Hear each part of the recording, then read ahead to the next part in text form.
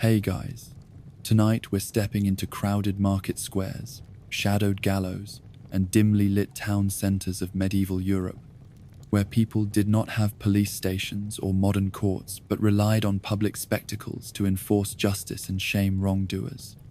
Forget the sanitized courtroom dramas you see on television. The real story is about the stocks planted in the dirt, the iron collars that choked scolds, and the roaring crowds that watched every lash burn and break. So tonight we ask what odd, dreadful punishments medieval people actually endured and why they thought such spectacles maintained order and morality. What did it feel like to stand silent under the town crier's bell, exposed to wind, rain, and jeering neighbors? Every sentence carried its own ritual, from ducking scolds in cold water to branding thieves with scorching iron, and every punishment fed the fears and superstitions of the age. Let me know where you're tuning in from and what time it is where you are. It's always fascinating to see who's joining this journey into the strangest public punishments of a distant past. Now dim the lights, pull your blanket close, and let's witness medieval justice together. You arrive at the town square before the sun has fully risen. The market stalls stand empty, and the cool air holds a faint promise of rain. At the center of the square lies a raised platform of rough timber. On it stand two wooden frames with holes carved for ankles, wrists, and neck. These are the stocks and pillory, instruments of justice that will hold wrongdoers in place for hours or even days. A guard approaches with a man in chains. The man's head is hung low. He shuffles forward, barefoot. His feet roar from the cobblestones. The guard pushes him toward the stocks. Two thick oak beams swing open and the man is forced between them. His ankles rest over the lower beam and his wrists over the upper one. The wood is cool against his skin. The guard twists a peg into place, locking the beams tight so that the man cannot pull himself free. The stocks stand empty beside them. The pillory is next. The guard lifts the wooden headpiece and pushes the man's head through the round hole. His chin comes to rest on a splintered edge. The guard closes the top board and secures it with iron hinges. The man's arms hang down by his sides, trapped. He cannot raise his hands to cover his face as a crowd begins to gather. Villagers trickle into the square with buckets of water and baskets of rotten eggs. Children cluster at the front to jeer and point. A baker approaches carrying a stale loaf. He tosses crumbs at the prisoner. A woman with a basket of apples hurls one, and it splatters against the wood.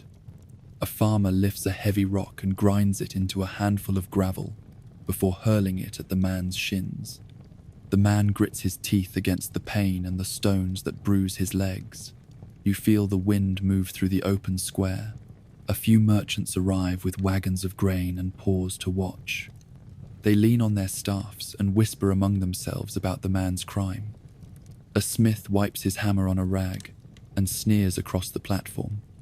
Even the priest steps outside his church and stands at a distance, his hands folded in disapproval. All day the prisoner remains in place. He cannot stretch his legs or shift his arms. His neck grows stiff in the pillory. His hands grow numb from the cold wood. The guard offers him no relief. He is here to learn humility and to deter others from committing similar wrongs. At midday, the guard pours a bucket of water at the prisoner's ankles to wash away the blood from bruises. The water soaks into the rough beams and runs down the man's legs. A few sympathetic onlookers offer sips of ale in a wooden cup. The prisoner tilts his head and tries to drink but cannot raise his hands enough to lift the cup to his mouth.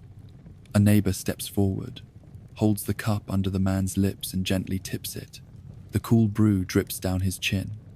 As the sun shifts, you see the wood glow warm, and the man's shadow lengthen across the square. Flies hover around his face, drawn to the sweat and the wet water. A child reaches out as if to touch his cheek, but is yanked back by a parent's warning hand. The crowd grows restless, wanting spectacle. Someone brings rotten fish. They fling it at the prisoner's face. The flesh splats across his forehead. He flinches and the pillory rattles. A local tailor with a basket of cloth pieces tosses a strip of linen to the man. It lands at his feet. The prisoner reaches down, drags the cloth toward him and presses it to his face to wipe away the fish slime. The linen is damp and rough, but he presses on despite the pain. By afternoon, birds circle overhead. The baker returns with a new loaf, tossing crusts at the man's shoulders. The prisoner closes his eyes against the barrage of bread. He wishes for shadow, but the square is open to the sky. He hears curses from the crowd and the rattle of chains from the jailer who stands on guard. A woman arrives with a bowl of porridge and carries it close enough for the prisoner to dip his chin into the steaming oats. He laps at the meal, grateful for the warmth in his belly. The woman then tosses the empty bowl to her children, and they scurry away. The stocks beside the pillory wait their turn. A second man is led forward, accused of petty theft.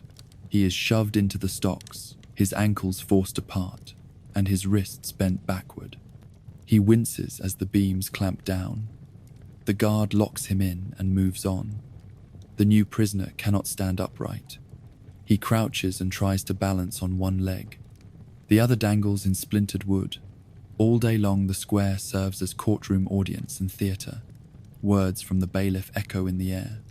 He recites the charges and pronounces the sentence. 4 hours on the stocks and pillory. No mercy, no pardon. The crowd watches the clock tower, strike the hour, and count the next 4. You notice how each moment stretches. You see sunburn creep across the prisoners' shoulders. Their mouths go dry, their fingers stiffen. Their clothes grow damp with sweat and rain when a brief shower falls. The crowd barely breaks to escape the drops. They want to greet the prisoners at the moment of release with fresh jeers. After hours, the bailiff returns. He lifts the peg from the pillory, and the man collapses forward. He staggers as the beams open. Then he hobbles to the stocks where the second prisoner still crouches, his ankles stinging from the wood. The guard raises the top beam and frees the young man.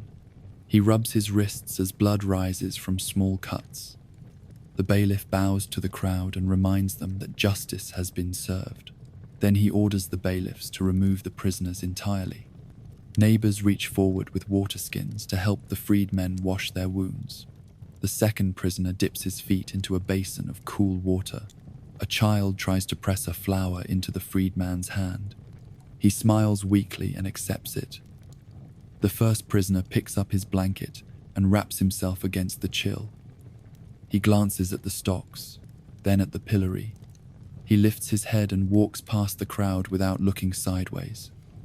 He carries his shame away, a lesson etched in wood bruises and jeers. You stand in the square long after the boards are carried away. The timber rails lean against a shed, awaiting tomorrow's sentence. The crowd disperses to market and tavern.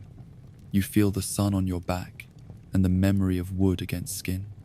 You think of how medieval justice demanded public humiliation and pain to maintain order and fear. You step back into your home and close the door. You scrub your skin with soap and water to wash away the dust and shame of the spectacle. You dress in clean linen and sit by the fire. You taste bread and cheese, thinking of the fresh food you enjoy, without fear of seeing it hurled back at you. You drift to sleep, hearing the distant echo of a bell from the chapel and the memory of a man in wooden stocks, exposed to wind and mockery. You realize that no modern citizen could survive such punishment. You are grateful for courts behind closed doors and laws enforced by words rather than spectacle. In your dreams, you walk barefoot over cobblestones and feel the weight of a heavy wooden beam across your shoulders. You hear the laughter of a crowd and feel splashes of fish and rotten eggs. You wake in your own bed, limbs free, breathing easy air.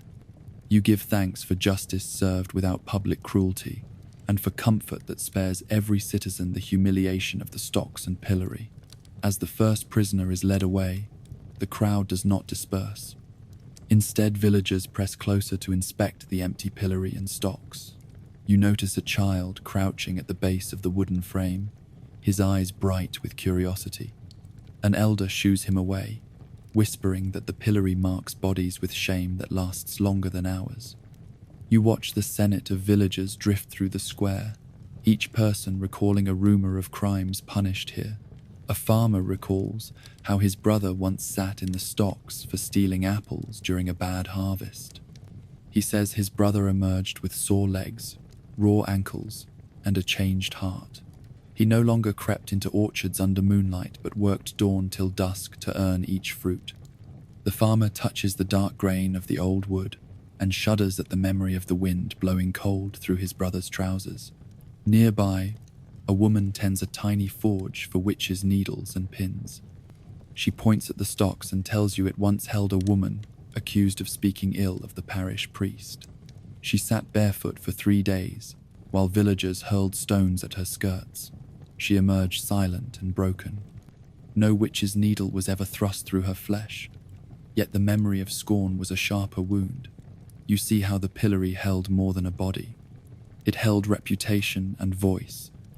A travelling minstrel arrives and sings a silent lament to the empty square. He hums a tune used when men were taken to the pillory for drunkenness and brawling. The melody is slow and sad. You hear how the stock rails creaked when in use, how the whiffle of wind through the pillory boards sounded like whispers of the condemned. The minstrel moves on, leaving behind echoes of sorrow. A bailiff returns with a new prisoner accused of cheating at dice. The man is led past the crowd barefoot and thrown into the stocks without ceremony. The narrow board clamps at his wrists and ankles. He hisses as the beams lock.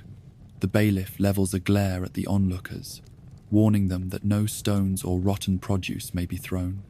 The punishment today is meant for public shame, not for bloodshed. As the crowd watches in silence, the prisoner closes his eyes. He bows his head and murmurs a prayer. His shoes dangle from the back of his feet, forgotten in the rush to the platform. He feels eyes burning holes in his flesh. He wonders if any kind face remains. A woman offers him a scrap of bread and water from her flask. She lifts it to his mouth and he drinks. The water drips down his chin and into the cradle of his shirt. He tastes compassion and weeps. Later, a merchant with a horse and cart arrives and hoists a crate of ripe apples. He places them in front of the stocks. He says he once sat in these frames for cheating a travelling caravan and lost his wagon to the bailiff. Now he offers apples as redemption, hoping that sweet fruit will soothe sore bodies and hearts. He distributes apples to the prisoners as they are freed. Each takes a crisp bite and remembers the moment before shame turned to thanks. A group of children gather around the newly imprisoned man, their faces curious rather than cruel. One child holds out a small wooden toy and slips it through the bones of the stocks. The prisoner laughs and nods. He asks the child to keep the toy and remember that kindness persists beyond punishment. The child runs off, toy in hand, laughing with friends. The crowd softens. As the sun dips low, you see how the square changes at the hour of release.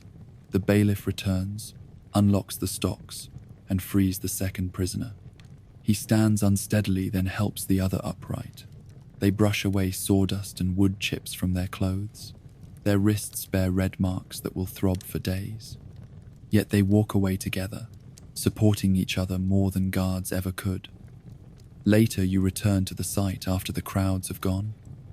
You kneel to examine the worn indentations where wrists and ankles once rested. You trace the grooves made by generations of punished. The wood grain bears memory of tears and curses engraved by countless exiles from dignity. You run your hand along the edge and feel the weight of centuries. You consider the wooden frames as symbols of communal justice and communal cruelty. They taught obedience, but also spread fear. They reminded everyone that a single misstep could become a public spectacle. They brought strangers into the square to judge and condemn a neighbor, yet sometimes also to console. You leave the square and find a nearby inn where the heater warms your bones. You order ale and stew, thinking of how quickly villagers will forget the prisoners. Tomorrow they will stand in line for bread and salt, speak of market prices and weather, not of the stocks. Yet in their dreams they may sense the creak of wood or feel a phantom sting against bare skin. In the corner of the inn, you overhear a merchant telling a story of a kinsman who survived the pillory only because a friend substituted heel for heel. He says that friendship and loyalty may yet outlast the rails and beams of punishment. You ponder how mercy and memory weave through public shame. Before you depart, you slip coins across the bar and ask the innkeeper to fill a skin of water for a homeless man who no longer has home or hearth. You imagine that man's story includes a day in the stocks and a path beyond public scorn. You offer hope that no punishment truly lasts unless society abandons compassion. As you walk home in fading light, you pass by the pillory again. The square is empty. Shadows lengthen over the wooden frames. You sense their silent watchfulness, the echo of rattling pegs, the hum of whispers. You know that few could survive the cruelty for long, yet those who did carried both shame and resilience. At home you find comfort in your locked door and soft toss of pillows. You will sleep without memories of splintered wood and jeering crowds, yet your heart is heavy with the thought that public punishment cut deeper than any blade. You hope that no modern court ever resurrects the stocks and pillory in full spectacle. You fall into sleep praying for justice, softened by mercy and compassion, expanded beyond the wooden frames of public shame. You wake before dawn to the sound of hooves clattering on cobblestones and the distant tolling of the town bell. The sky is pale with the promise of sunrise. You wrap a cloak around your shoulders and make your way through deserted lanes toward the gallows yard where the whipping post stands. A group of guards and officials gather beneath flickering lanterns. Their armor glints in the half-light. They speak in low voices, checking leather thongs and counting knots in heavy cords. A condemned man kneels before the post. He wears a rough linen shirt, and his wrists are bound to a stout wooden beam. The post is tall and weathered by salt and rain. Rings of iron encircle it at shoulder and waist height. The man's hands remain bound behind his back, forcing his chest to bow forward over the beam. His head hangs low in the chill morning air. The bailiff steps forward and reads the sentence. The crime is theft from a neighbor's granary. A slight smile flickers across the bailiff's face as he recounts the stolen bushel of grain meant to feed children. The crowd murmurs in approval. The guard, standing behind the condemned man, sharpens his whip by whipping it through the air. The leather cords uncoil in measured strokes that crack like distant thunder. You move closer to watch. The crowd forms a wide circle around the post. Villagers clutch lanterns and wooden pails. Traders pause in their preparations for market. A woman stands at the edge, her shawl wrapped tight against the wind. She cradles a baby to her breast and whispers quietly to calm its cries. You sense that even a newborn must learn the power of punishment in this world. The guard raises the leather thong above his head and brings it down with a crack on the man's back. The first lash scores bright red lines across the linen shirt. The man grunts and presses his body harder against the post. The second stroke lands lower, and the linen shirt splits, revealing flesh scored by knots and cords. A ripple of gasps and shouts travels through the crowd. The man's body jerks with each blow. You hear the crackle of leather meeting flesh and smell the tang of sweat and blood. Between strokes, the guard pauses to allow the crowd to see the result. He tightens the thong around his fist and readies the next crack. He aims 4 blows at the man's shoulders, then moves lower with 6 more to his lower back. Each landing drives the man's knees into the dirt. The man's eyes remain fixed on a beam of dawnlight that glows beyond the post. You feel the weight of his suffering echo through your limbs. The bailiff warns the guard to temper the blows to prevent death. The guard nods and switches to a shorter thong for the final lashes. He strikes 17 more times with controlled force. The man cries out, and blood begins to soak the linen shirt. His breathing rattles in his chest. A handful of villagers throw handfuls of water to keep the man from fainting. Others throw handfuls of dirt to dry the blood before it runs into his eyes. At last the guard steps back and lowers the thong. The bailiff nods, and the guard releases the man's bindings.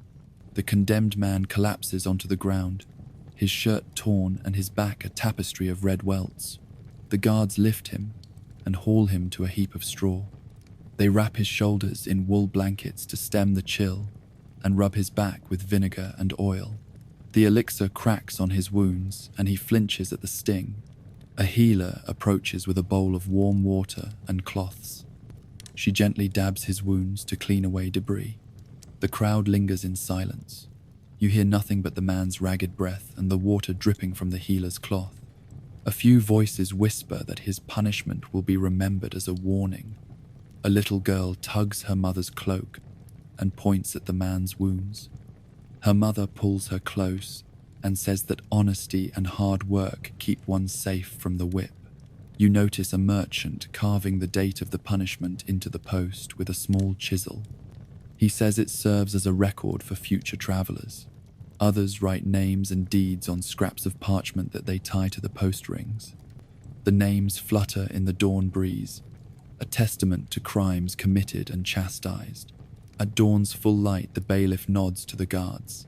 They lift the man back to his feet and help him stand by the whipping post. His legs tremble, but he remains upright.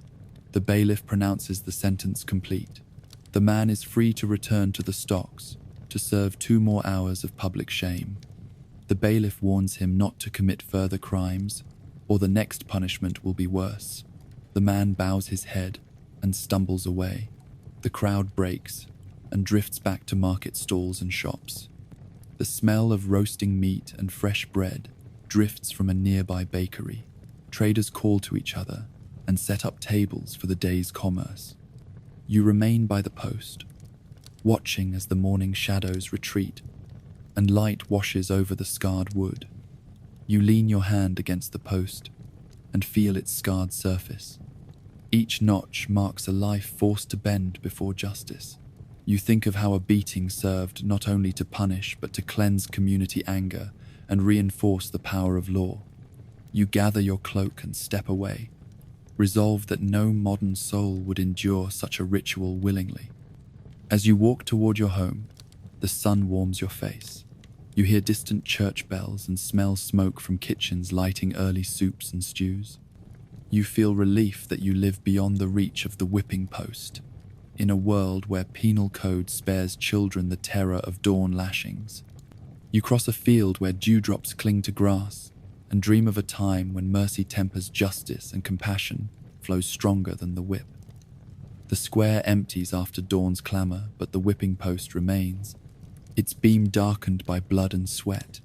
A few stragglers linger, retrieving their coats and baskets, sparing one last glance at the scarred wood. You step forward and place your palm against the rough surface. The memory of leather thongs cracking echoes in your mind, and you shiver despite the warming sun. Suddenly a gaunt figure staggers toward the post. His clothes are torn, and he moves with a limp. The guard returns, this time with a merchant accused of passing counterfeit coins. His crime tarnished the trust of the market. The bailiff reads the charges and pronounces sentence, 20 lashes at sunrise. The merchant drops to his knees before the post, bare back to the crowd. His shoulders hunch over the wood as the guard checks the whip's knots. Once more the thong arcs through the air. The first lash lands on the merchant's lower back. He gasps loudly, eyes wide with pain. A cluster of children shrieks in alarm, clutching each other's hands. The guard continues with measured blows. The merchant's shirt is already torn, revealing reddened flesh. After 10 lashes, the bailiff calls for water. A bailiff's aide hurls a bucket at the merchant's ankles. The cold water splashes and soaks his legs. Pain mixes with shock, but he steels himself for the remaining strokes. As the guard raises the whip for the 11th lash, the bailiff halts him. He reminds the guard that punishment must cleanse the body without killing. The guard nods and switches to a lighter thong. softer but still cruel. The merchant braces himself, biting his lip as the thongs sting his sides. He holds still, teeth clenched, hearing each crack echo in the hush of the morning. By stroke 20, the merchant can barely breathe. His back is a tapestry of red welts. The bailiff orders the man freed. The guard unlatches the beam, and the merchant collapses into the arms of two assistants. They carry him to a bench beneath an awning. A healer moves forward, opening a leather satchel. She pours a small vial of vinegar into a basin, stirs it with oil, and dabs the mixture onto the fresh wounds. The merchant flinches but makes no sound. A child pushes forward to meet the healer's eyes and nods when offered a cloth to hold. The child's face is earnest, as if learning mercy rather than hate. The bailiff summons the merchant to stand. He speaks. "Go now and prove yourself honest. Let this wound remind you, and all who see it, that deceit brings pain and shame." The merchant bows his head, offers a splash of bloodied hand to the bailiff's outstretched hand, and shuffles away. You linger, watching the merchant disappear into the crowd. His steps are slow but steady.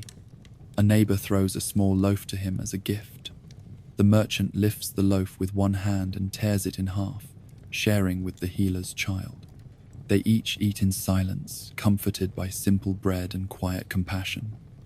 By midday, the ground around the post is littered with crushed straw and footprints in damp earth.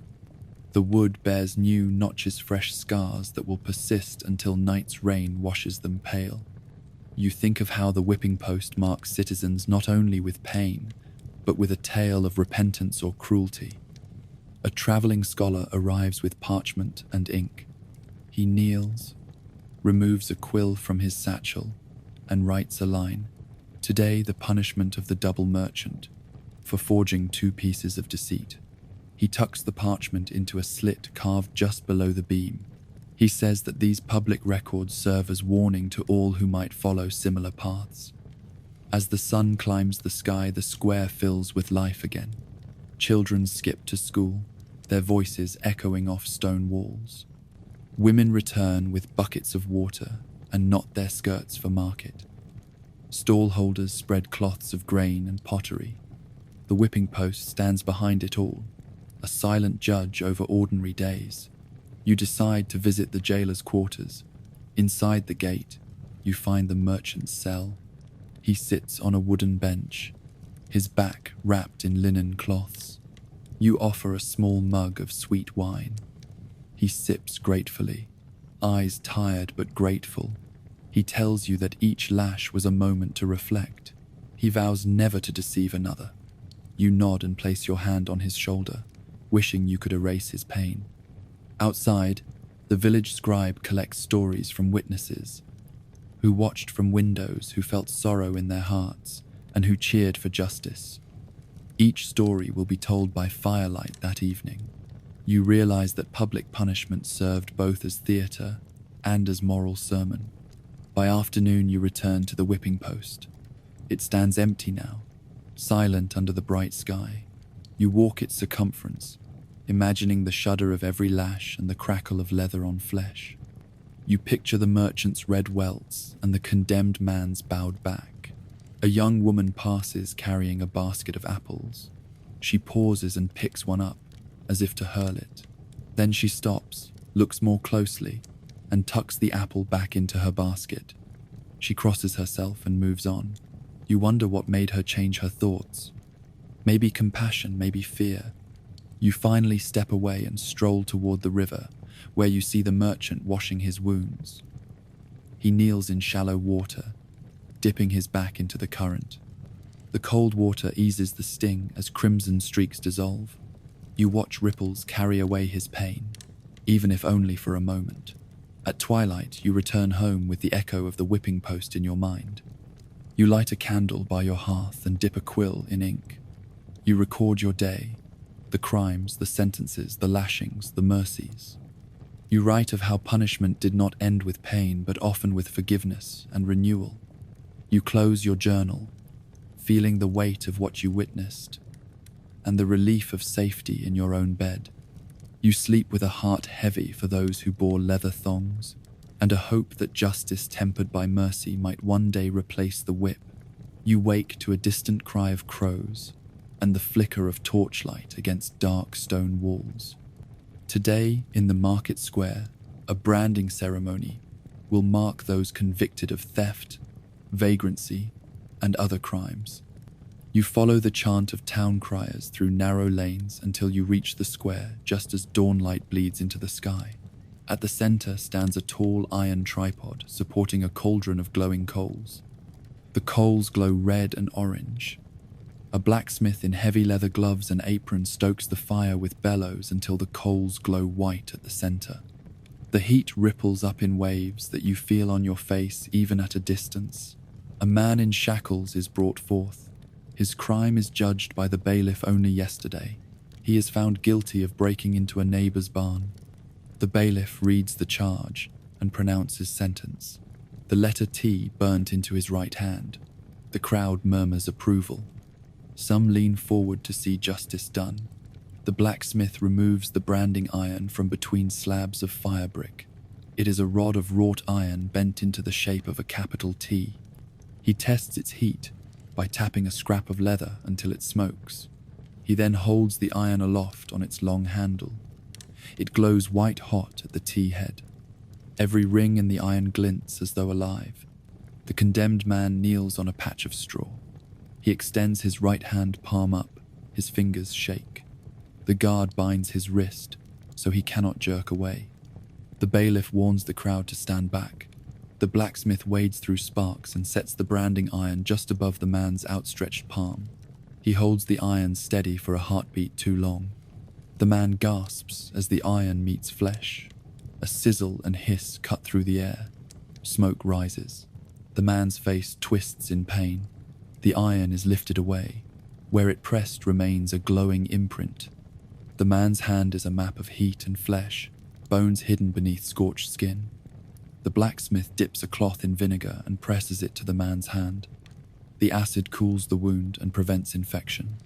The man groans and wipes tears from his eyes. The bailiff nods and commands the brand be praised. A few in the crowd cheer and move on to trade and gossip. You watch as the man covers his hand with his shirt sleeve. He is led away to a bench where a healer awaits with clean cloths and oil. The healer murmurs prayers as she tends to the wound. She soothes the man's brow and sprinkles a handful of salt and herbs over the burn. She wraps soft linen around his palm and whispers that the brand will heal but never fully fade. Next, a woman is brought forward. She once sold false wares in the marketplace. Her punishment is a cross burned into her cheek. She covers her face with her hands. The bailiff orders her to uncover. The crowd parts to let the blacksmith pass. The branding iron is swapped for an iron cross shape. He tests the coals again. The woman stands on a shallow platform carved into the timber floor of the square. She bows her head as the blacksmith brings the cross iron forward. The crowd falls silent. The iron lands on her left cheek with a searing kiss. A cry escapes the woman's lips. Crimson beads leak at the edge of the wound. The iron is lifted and wiped on a cloth. The crowd flinches at the sight of burnt flesh marked by shame. The blacksmith claps his gloves and retreats as the healer brings water and bandages. The woman turns away to hide her face. She slips behind a group of villagers and weeps quietly. You see how branding marks the body as property of the town. The T and the cross will identify these people wherever they go. They cannot hide from their crime or from the eyes of neighbors. Each letter burned into flesh is a warning to others. A third prisoner is dragged in.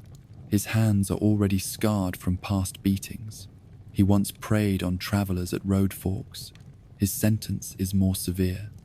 The bailiff pronounces that he will lose his right hand. A sharpened blade awaits beneath a cloth at an iron block. The man kneels and grips the block with his left hand. The executioner holds the blade high. He brings it down. The sound is a dull thud. The man howls as the blade severs flesh and bone. Blood spills over the iron block and trickles into the dirt. The executioner wraps a cloth around the stump and the crowd recoils. The bailiff nods to the executioner, who steps back. The man's left hand is unbound. He flexes the fingers once, then he collapses into a bench. A healer rushes forward with ointment and bandages. The crowd disperses, leaving the man to his bleeding and suffering. You feel a chill as you walk away. The branding and maiming were meant to terrify the masses as much as to punish the guilty. Each wound is a story etched in flesh. Each scar carries a lesson. Later you sit at a tavern, warming your hands before a fire. You watch shadows flicker across timber walls.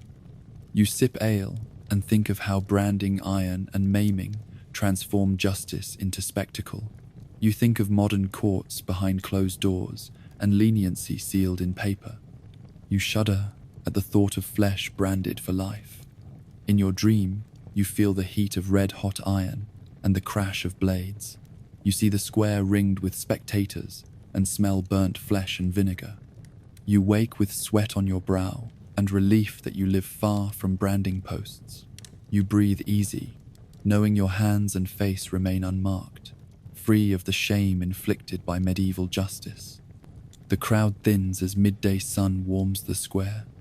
The embers of the branding fire still glow red in the tripod. You remain behind the battered platform to witness what comes next. A fourth prisoner is half carried by two guards. His crime is desertion from the king's muster.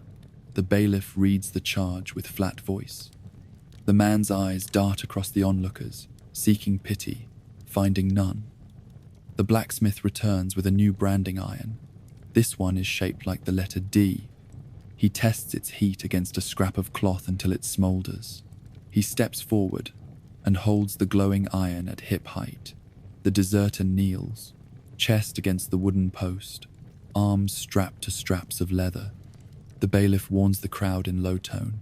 No stones, no spit, no jeers. Today's justice is swift and sober. The blacksmith brings the iron down on the man's left calf. The flesh meets iron with a searing hiss.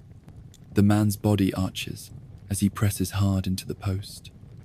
His booted foot scrapes the cobbles. The heat travels along his leg in a red wave. The guard rings a small bell to signal the strike. The crowd listens in silence as the man's breath hitches and tears slip down his cheeks. The blacksmith removes the iron and rests it in a trough of water. He nods to the bailiff. The bailiff steps forward and addresses the crowd. He reminds them that desertion weakens the realm and endangers every village. The brand will mark this man as untrustworthy to any who shelter him. The bailiff orders the man freed from the post. The guard unstitches the straps. The deserter stands wobbly, pressing a hand against his calf. He limps away without protest. A few onlookers murmur agreement. Others stare at the man's brand, as though it were a grim work of art. The deserter slips into an alley, clutching his trousers to stem the bleeding. You watch him vanish, wondering where he will sleep and whether towns will bar their doors. Later, you walk among the marketplace stalls. Bakers sell loaves and fishmongers slap slimy herring into baskets. The brands still burn in your memory. You see a merchant wash his knife blade in a bucket of water. A child tugs at his mother's cloak and points at a distant inn. You glimpse the deserter leaving town, head down, the brand glinting in his trousers. You turn toward the gallows yard. A pile of discarded branding irons lies by a forge.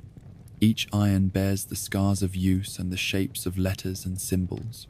You pick up onion iron arrow. You run your finger along its cool curve. You imagine the shame carried by every letter, arrow, and symbol scorched onto flesh. At the edge of the yard, a traveling healer sets up a wooden stall. He offers balms and ointments for branded bodies. You approach, and he lifts a jar of salve made from beeswax and olive oil. He demonstrates its use by twisting a cloth between his fingers and dabbing it onto a scarred wooden board. The salve softens the old burn marks, smoothing color and texture. He says that it helps hides from weather and promotes healing over months.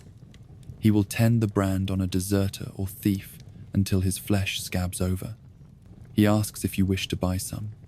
You decline, knowing that your body remains unmarked and you would never need it. You notice a group of beggars near a corner. Their faces bear hidden brands. One man lifts his sleeve to reveal a tiny cross on his palm. Another turns his shirt to show a circle on his shoulder. They do not beg for bread or coin. They beg for freedom from their branded past. You give each a small copper coin. They nod, eyes grateful, though their scars will fade only over time. Late in the afternoon, you return to the spot of the branding post. A guard sweeps the platform clean. He poisons the stray ashes and gathers clumps of straw into a basket. The tortured wood gleams darkly in the sun. The guard tosses the ashes into a barrel of water. He says these remnants will be used to make ink for marking ledgers of the condemned. You kneel and touch the post's worn edge. Each groove carries stories of crime and punishment, repentance and desperation. You think about how the branding iron marked more than flesh. It branded destinies. The once free became outcasts carrying proof of guilt for life. Markets turned away those marked. Inns denied them lodgings. Friends crossed the street to avoid contact. You rise and walk away. You think of modern courts where convicts serve time behind walls and the world rarely sees the marks of justice. You think of paper certificates and bureaucratic stamps rather than glowing irons and burning flesh.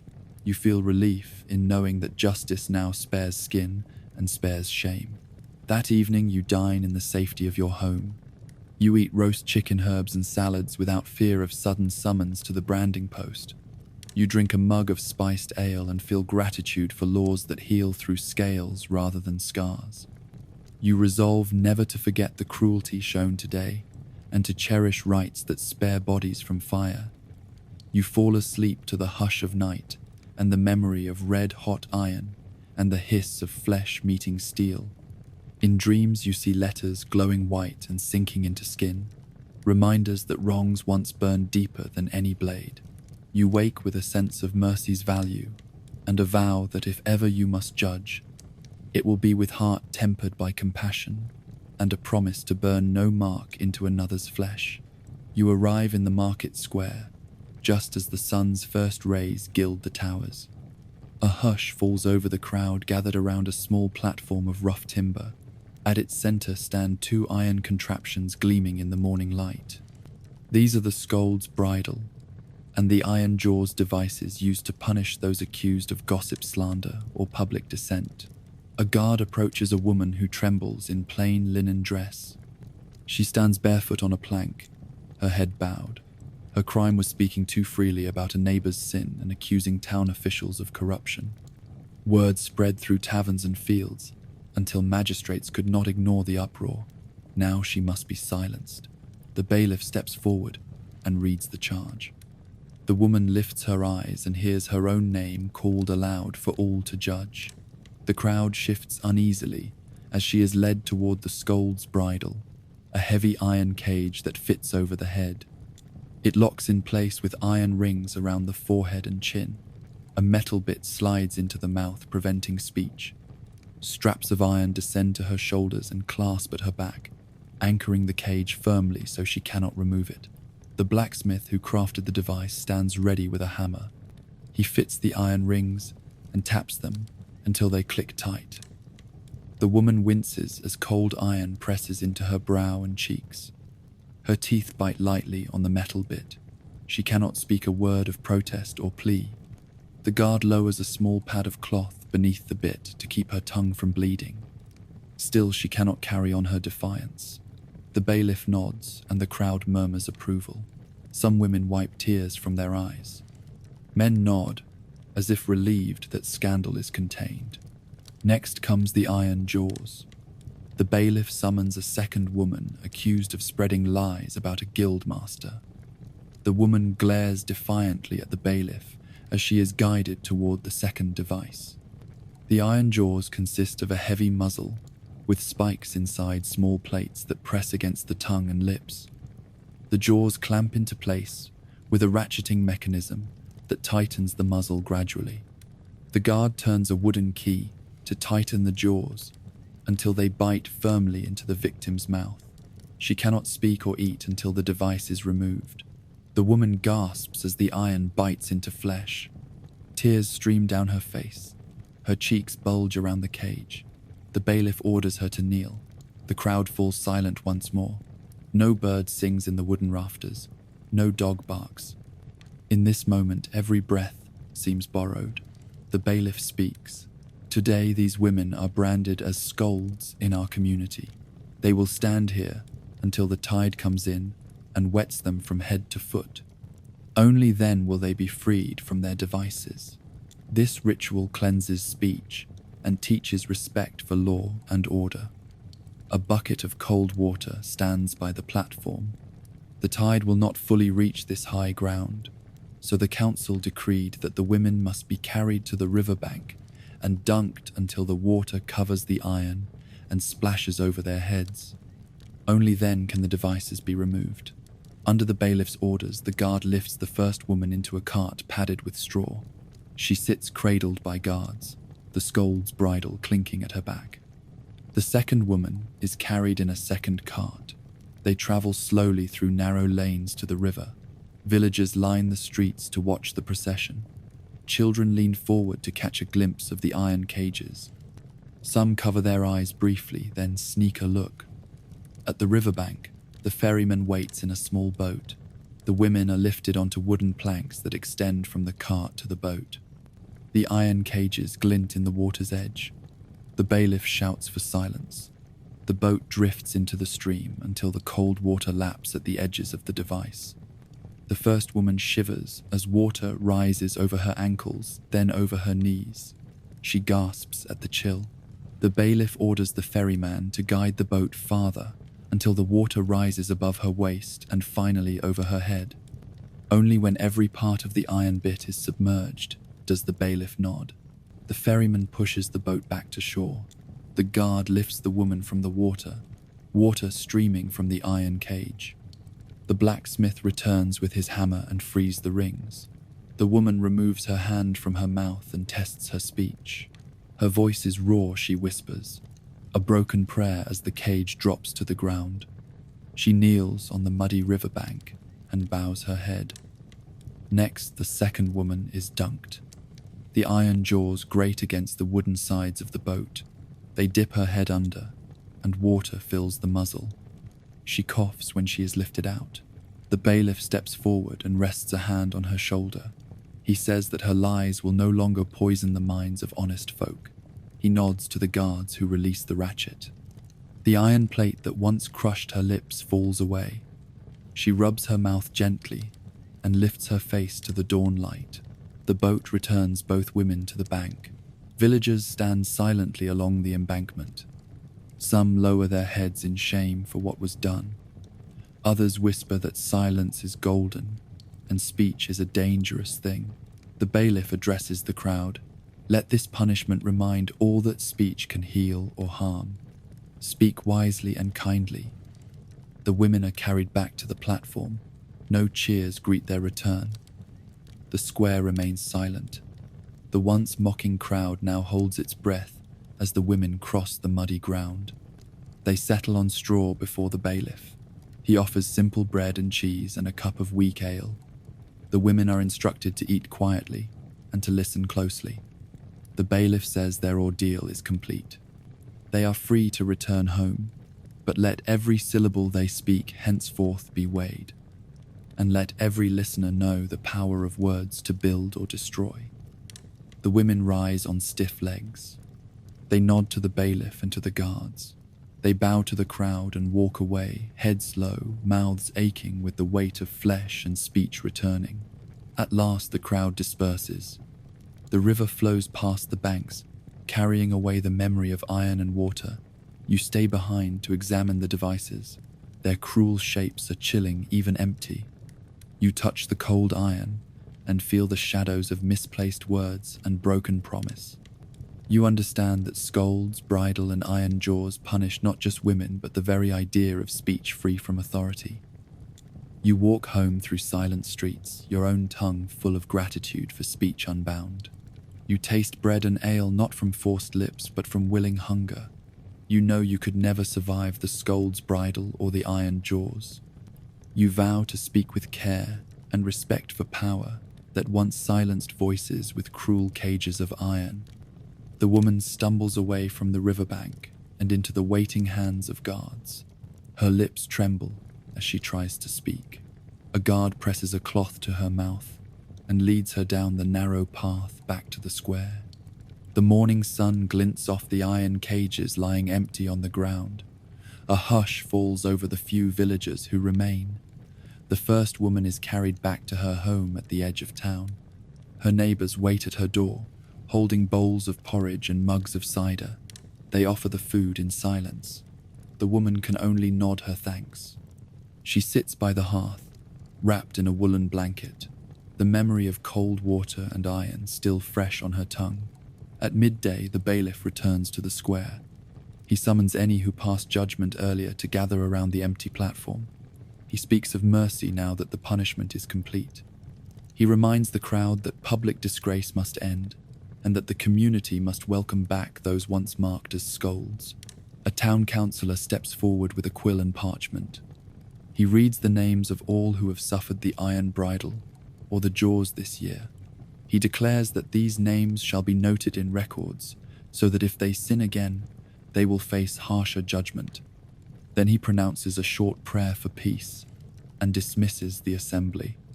A baker opens his stall and hands out warm rolls. A brewer offers small cups of ale to the onlookers. The crowd accepts gratefully. The sting of cold water and iron gives way to sweetness in bread and warmth in drink. Laughter returns slowly, as villagers trade stories of the morning's events. Later, you visit the healer's cottage at the top of the hill. The healer sits beside a smoky hearth and tends to a third victim of the bridal. He is a young apprentice, accused of spreading gossip about the miller's wife. His face carries the imprint of the iron bit, and his lips bear small cuts from the metal spikes. The healer soaks cloth in warm water and lemon juice. He presses it to the apprentice's cheeks to clean away residue. Then he applies a salve of crushed plantain leaves ground with olive oil. He tells you that plantain soothes pain and draws out toxins. The apprentice closes his eyes and rubs the salve gently across his mouth. He tastes bitterness and relief in the same breath. He thanks the healer and recounts how he will never repeat his words again. He vows to learn silence and prudence. You ask about the scars. The healer says that the wounds will heal, but will leave small ridges of flesh. Those ridges will matter little in the long life of the apprentice. The shame will fade with time and work well done. The brand of iron will be worn like a story to tell, and not an endless curse. Meanwhile, the first woman steps outside her cottage. She touches the side of her head where the bridle pressed hardest. She remembers the hiss of hot iron and the echoes of guards' boots. She carries wood for the hearth and water from the well. She breathes steadily and feels the weight of quiet in her voice. A neighbor greets her. They exchange a nod, but no words. Each knows the other has learned the power of speech this morning. The woman nods again and moves on, resolved to speak only when her words hold purpose and kindness. Across the square, a group of children play near the forge. They pick up small sticks and draw shapes in the dirt that mimic cages and bits of iron. They laugh as they pretend to fall silent or to gag. A guard sees them and gently swats their wooden playthings away. He reminds them that the bridle and jaws are not toys. He guides them home and instructs their mothers to teach mercy rather than mockery. In the evening, the town crier climbs the steps of the guild hall. He rings his brass bell and calls out new proclamations. When he finishes, he pauses and speaks of the punishments of this day. He reminds every citizen that words have weight and actions have consequence. He warns that the scold's bridle can still appear for those who gossip or sow dissent. The crowd listens in quiet attention. Some shift uncomfortably when they remember words spoken too sharply. They glance at neighbors and vow to hold their tongues and speak with care. A traveling singer arrives from a distant city. He sings a ballad of a woman who spoke out against tyranny and was silenced by iron. His song carries notes of sorrow and courage. The crowd quiets, savoring each note. They see in the singer's tale a warning, but also a flicker of hope that voices once silenced will yet rise again. Late that night, you return to the square with one lantern. The platform stands under moonlight, empty of contraption. The bridle and jaws lie stacked against the forge wall, their iron bleak and silent. You kneel and place a hand on the worn beams. The wood is cool and rough. You whisper a prayer that compassion will ever outshine cruelty. You rise and walk toward your home. You feel the weight of what you saw, the crack of metal, the sorrow of the accused, and the lesson etched into every stone. You think of modern laws that protect speech and punish injustice by words and not by iron cages. In your bedroom, you take a deep breath and speak silently. You vow to afford every person the right to speak and to listen, to remember that cruel devices are symbols of fear, not justice. You close your eyes to sleep, carried by dreams of voices free from iron and the hope of mercy guiding every word. You arrive at the village pond before dawn, the mist rising off still water like spirits drawn from hidden depths. A rough wooden scaffold stands at the edge of a boardwalk that leads a few paces into the shallows. At the far end, a stout beam supports a plank and a simple wooden chair secured with iron bands. This is the ducking stool, where townsfolk test the innocence of women accused of witchcraft or scolding tongues. A hush falls as the accused woman is led forward in chains. She is middle-aged, dressed in a homespun gown and wool shawl. Her hair is bound beneath a simple kerchief. The bailiff reads the charge aloud. She stands accused of sharp words, aimed at her neighbors, and sudden misfortunes blamed on her presence. He pronounces sentence: immersion in the pond, until she confesses her sin or until the town's mercy is spent. Villagers cling to the boardwalk rails, their faces pale in early light. Women clutch water buckets, as though to haul the pond dry rather than see another dunked.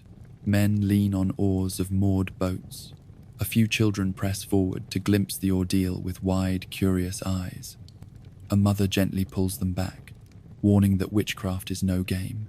The bailiff commands the guards to fit the woman into the stool chair. She is lifted by arms and waist until she sits squarely. Iron straps close over her waist and legs to keep her secure. Her hands remain free, but she grips the armrests as though expecting to be dragged under at any moment. The bailiff nods to the boatman who manned the oars this morning and signals it is time. The scaffold creaks as the boatman steps onto the plank, pushing the chair over the water. The chair tilts on the beam and then submerges with a splash that echoes through the still air.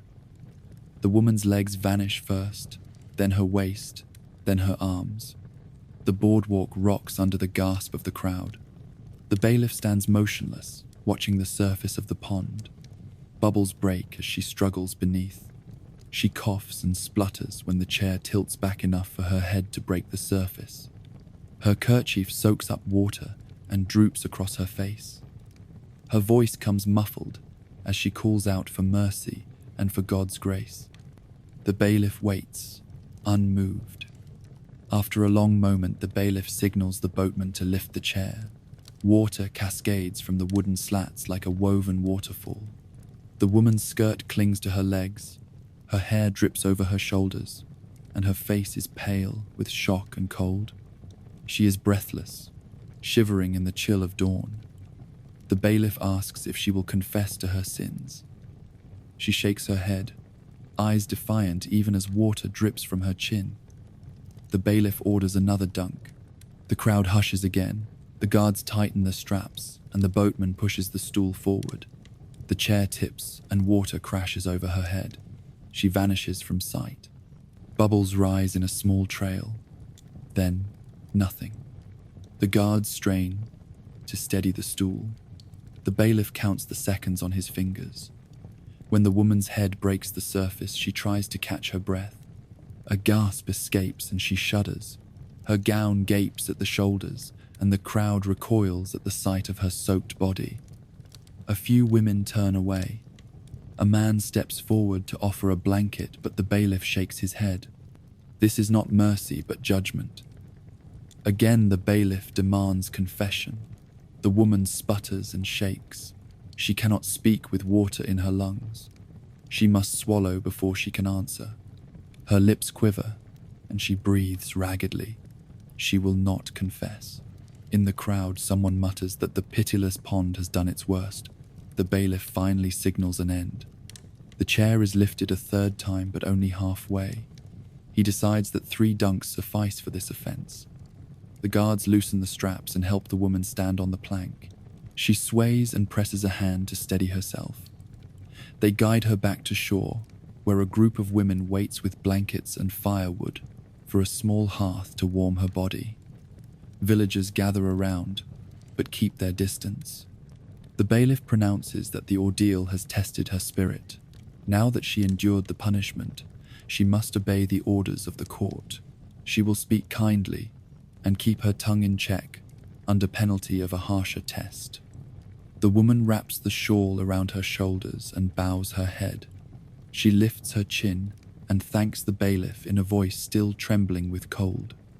Then she is led back toward the square to stand before the magistrate for final judgment. You wade into the shallows to retrieve a dropped kerchief. Your feet sink into mudlick soil. You feel the chill seep through your boots. You hand the cloth to the healer, who waits with a warm bowl of broth. The healer presses the bowl to the woman's lips when she arrives. She drinks and closes her eyes, tasting warmth and relief. As dawn gives way to morning sun, the pond's surface ripples again. A small ripple drifts from where the stool sat. The water laps at the boardwalk planks. Soon the square returns to market bustle. Carts roll in, tables are set, merchants hawk their wares. Yet the pond remains a solemn witness to the cruel test of innocence. You leave the healer to tend the woman and walk home along a path of broken reeds and crushed grasses. You feel the wood grain of the ducking stool under your fingertips as you pause at the boardwalk's end. You feel the weight of water and the terror of immersion. You shiver in the morning light, though the sun climbs high. In your own kitchen, you break a crust of bread and warm your hands around a bowl of stew. You taste meat and potatoes and feel safe from the cruelty of the pond. You promise to speak with caution and compassion, mindful that words carry power and that the stake of accusation can send any tongue to the water's surface. You resolve that no modern soul must endure the ducking stool, and that words free from fear are the truest test of innocence. The woman shivers as she steps from the boardwalk and into the arms of the healer. She leans heavily against the rough wood rail, her clothes plastered to her body by cold water. The healer presses a wool blanket around her shoulders to capture her body warmth. A fire crackles in a brazier nearby, and the smoke drifts across the wooden plank, carrying a hint of fresh herbs. A small crowd gathers at the edge of the pond. Some step back at the sight of her waterlogged skirts and tremulous breathing. Others offer murmured sympathy.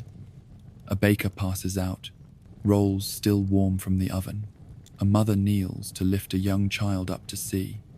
The child peers curiously at the wet woman, then looks away with wide eyes.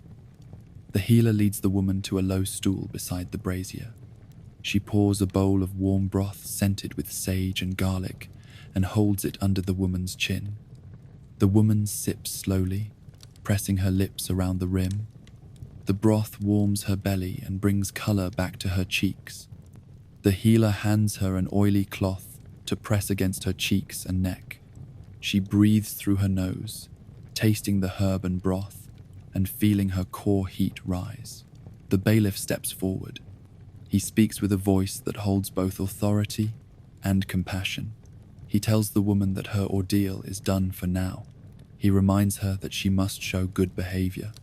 He warns that another accusation will bring a darker fate. The words carry weight but no malice. They mark the difference between mercy and a harsher justice. When the woman is steady on her feet, the bailiff grants her leave. She wraps her damp shawl around herself and nods at the healer. She begins to walk away, and the crowd parts to give her space. Her bare feet smush in the mud, and she picks them up carefully. A boy offers her a wooden clog. She accepts and slips it on, winces at the cold wood, then sets out along the boardwalk to reach the square. You follow at a distance to see how her neighbors will treat her. As she reaches the market stalls, a merchant lowers his voice when she draws near. He points to a stall of dried herbs and says she might find pain relief there. The woman pauses and listens. She picks up a small bundle of lavender and tucks it into her sleeve. A tailor steps forward and offers to stitch new layers on her gown to cover the soaked fabric. He says that new material may help her body dry and keep her from chill. She thanks him and accepts a length of woolen cloth. He wraps it around her shoulders and pins it loosely so it does not rub her skin raw. You notice that townsfolk nod as she passes. Some whisper that she will mend her ways. Others shake their heads and turn away. You sense that judgment lingers even after the dunking stool has fallen silent. Later in the day, the healer invites you to her home to prepare salve for the woman's wounds. You follow her through narrow lanes to a small wooden cottage. Inside, the air smells of chamomile and rosemary. Shelves hold jars of dried plantain comfrey and marshmallow root. A kettle simmers with willow bark steeped in water. The healer fills a bowl with cold water and brings it to the bowl of broth at the hearth. She adds fresh plantain leaves and crushes them with a stone pestle. The green juice drips into the water. She stirs and says that plantain draws out inflammation. She filters the liquid through cloth and pours it into a clay jar. Then she adds beeswax rendered from last summer's hives and softens it over a low flame. You help stir until the mixture thickens into a golden soft salve. The healer dips her finger into the salve and presses it onto the palm of her other hand. It melts with warmth at the touch. She applies a thin layer to the iron bite on the woman's wrist from yesterday's stock punishment. She smiles and invites you to taste a drop. You do and feel the gentle greenness soothe your tongue. She says that this salve will help any bruises or burns from public punishment devices. As dusk falls, you walk back to the square. A full moon glows pale overhead. The wooden plank lies empty. Water drips from scattered reeds. No one stands by the pond. You glimpse the faint silhouette of the ducking stool beam and the braided ropes of the chair. You hear frogs calling from the reeds and feel the hush of the night air. You settle on a nearby bench and reflect on what you have seen. You think of the accused woman, her voice stilled by iron and water. You think of how townsfolk bore witness, some with horror, some with relief. You think of justice served in public spectacle and how power demanded obedient silence. You rise and walk home past closed stalls and sleeping horses. You carry in your mind the sight of water dripping from a woman's shawl and the hush of a crowd held by fear and by mercy. When you reach your cottage, you wrap a woolen cloak around yourself and light a small lamp.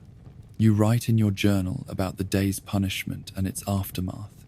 You note how the ducking stool tested both innocence and community compassion. You write that no modern soul could endure such a trial without dread, and that the word of speech is a precious gift not to be squandered. You close your journal and lay down on your bed. You can still feel the splash of water and the weight of iron on your shoulders. You breathe in deep and pray that no one ever needs to drink that bitter water again in the name of justice.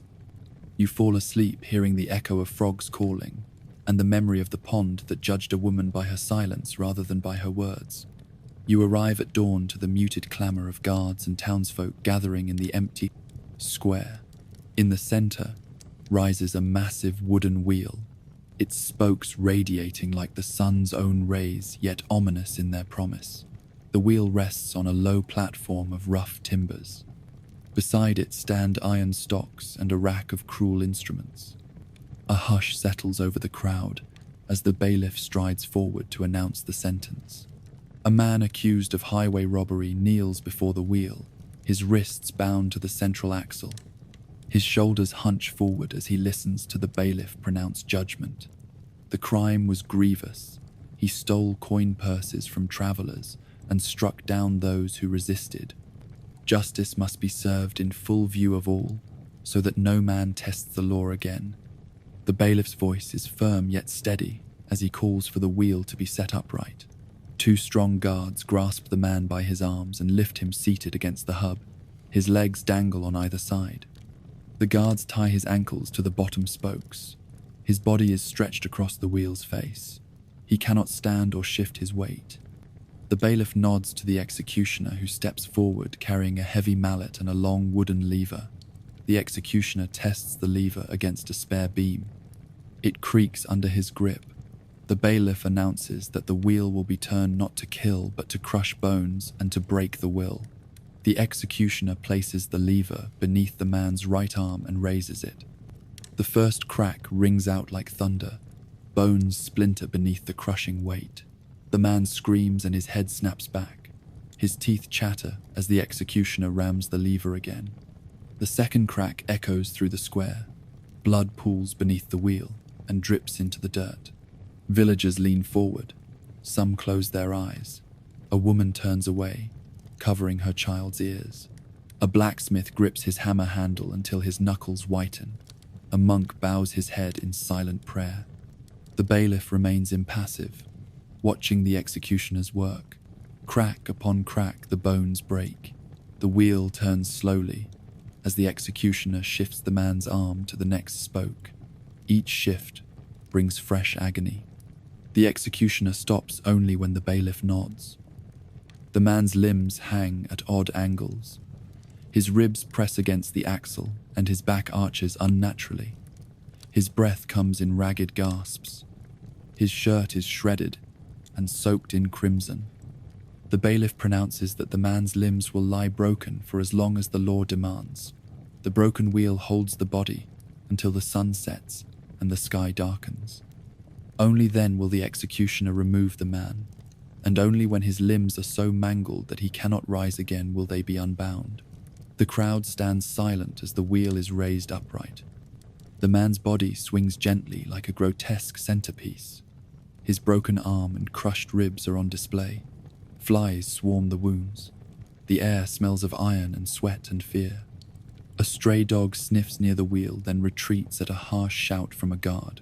Throughout the day, vendors set out baskets of bread and mugs of ale to sustain watchers. The bailiff permits the crowd to gather near the wheel, but forbids them from touching the condemned. A baker offers crusts to thirsty guards.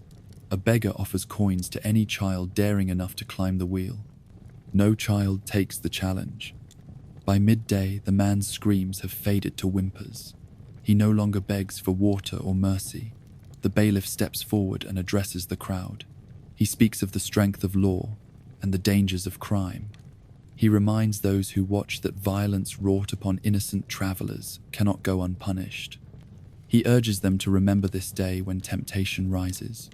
A carriage of officials arrives, bearing a twist of rope and a large hood. The bailiff indicates that the final ritual is to blindfold the man and bind him across the wheel's frame for transport. The executioner retrieves a length of thick rope and coils it at his feet. 2 guards lift the broken man by his shoulders and slide a hood over his head. The rope is wrapped about his torso and arms. Then he is slid off the wheel and onto a stretcher of rough boards. The bailiff issues orders to lay the man's broken body on a pile of straw beneath an old oak just beyond the square. There the council declared he would lie until dusk. His body would be left to the elements to show that justice has no shelter for the violent. The guards carry the stretcher slowly through the crowd. Villagers part to let them pass. Some cross themselves. Others spit on the ground. You follow at a distance across the empty square, where the wheel stands silent now. Only a few drops of blood stain the wood. Crows circle overhead. A magistrate's clerk steps forward to record the events in the town log. He writes of the crime sentence and display. His quill scratches as the wheel's spokes cast long shadows. At midday, you reach the oak where the man lies. His hood is removed. and his eyes stare blank at the sky. He is moaning softly, unaware of his broken limbs. The bailiff stands beside him reading a final statement. "Let no man forget the fate of those who bring violence upon the weak," his voice carries in the still air. When he finishes, he signals the guards to step away. The man lies on the straw, unmoving except for shallow breaths. A few villagers approach to throw handfuls of fruit and stale bread at his feet. A farmer tosses a turnip. He says that even criminals deserve nourishment. A woman shakes her head and says he is beyond help. A child drops a wooden toy at the man's side. No one scolds the child. Instead, they watch in solemn silence. By afternoon, a heavy rain begins. The man's clothes soak through. His wounds become muddled with rain and mud. The crowd disperses as thunder rumbles. Only a handful remain, huddled under trees or beneath hoods. The bailiff returns and calls off the display. He orders the crowd to go home and to pray for mercy upon their souls. As dusk falls, 3 guards approach the oak. They gather the man's arms and legs and wrap them in linen soaked in oil to ease the sting.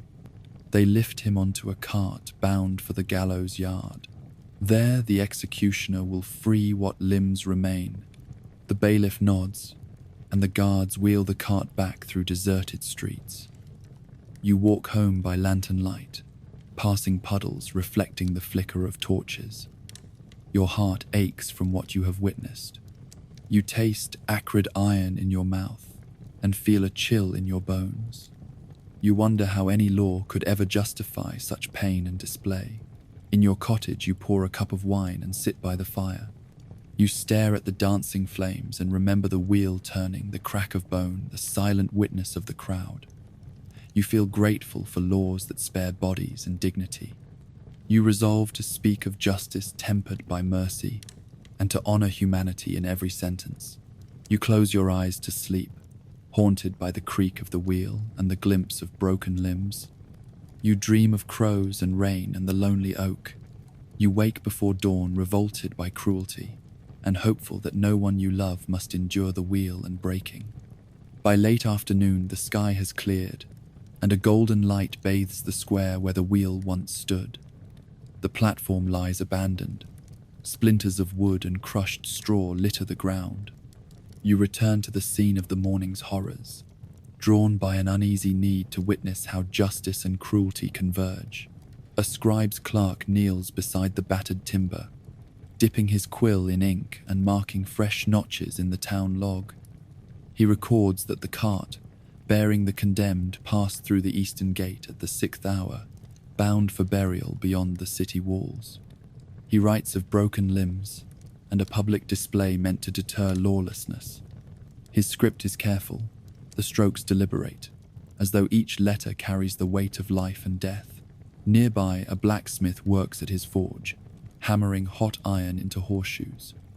The clanging metal echoes in the empty square, a harsh counterpoint to the slow drip of a pool of rainwater in a wheel rut.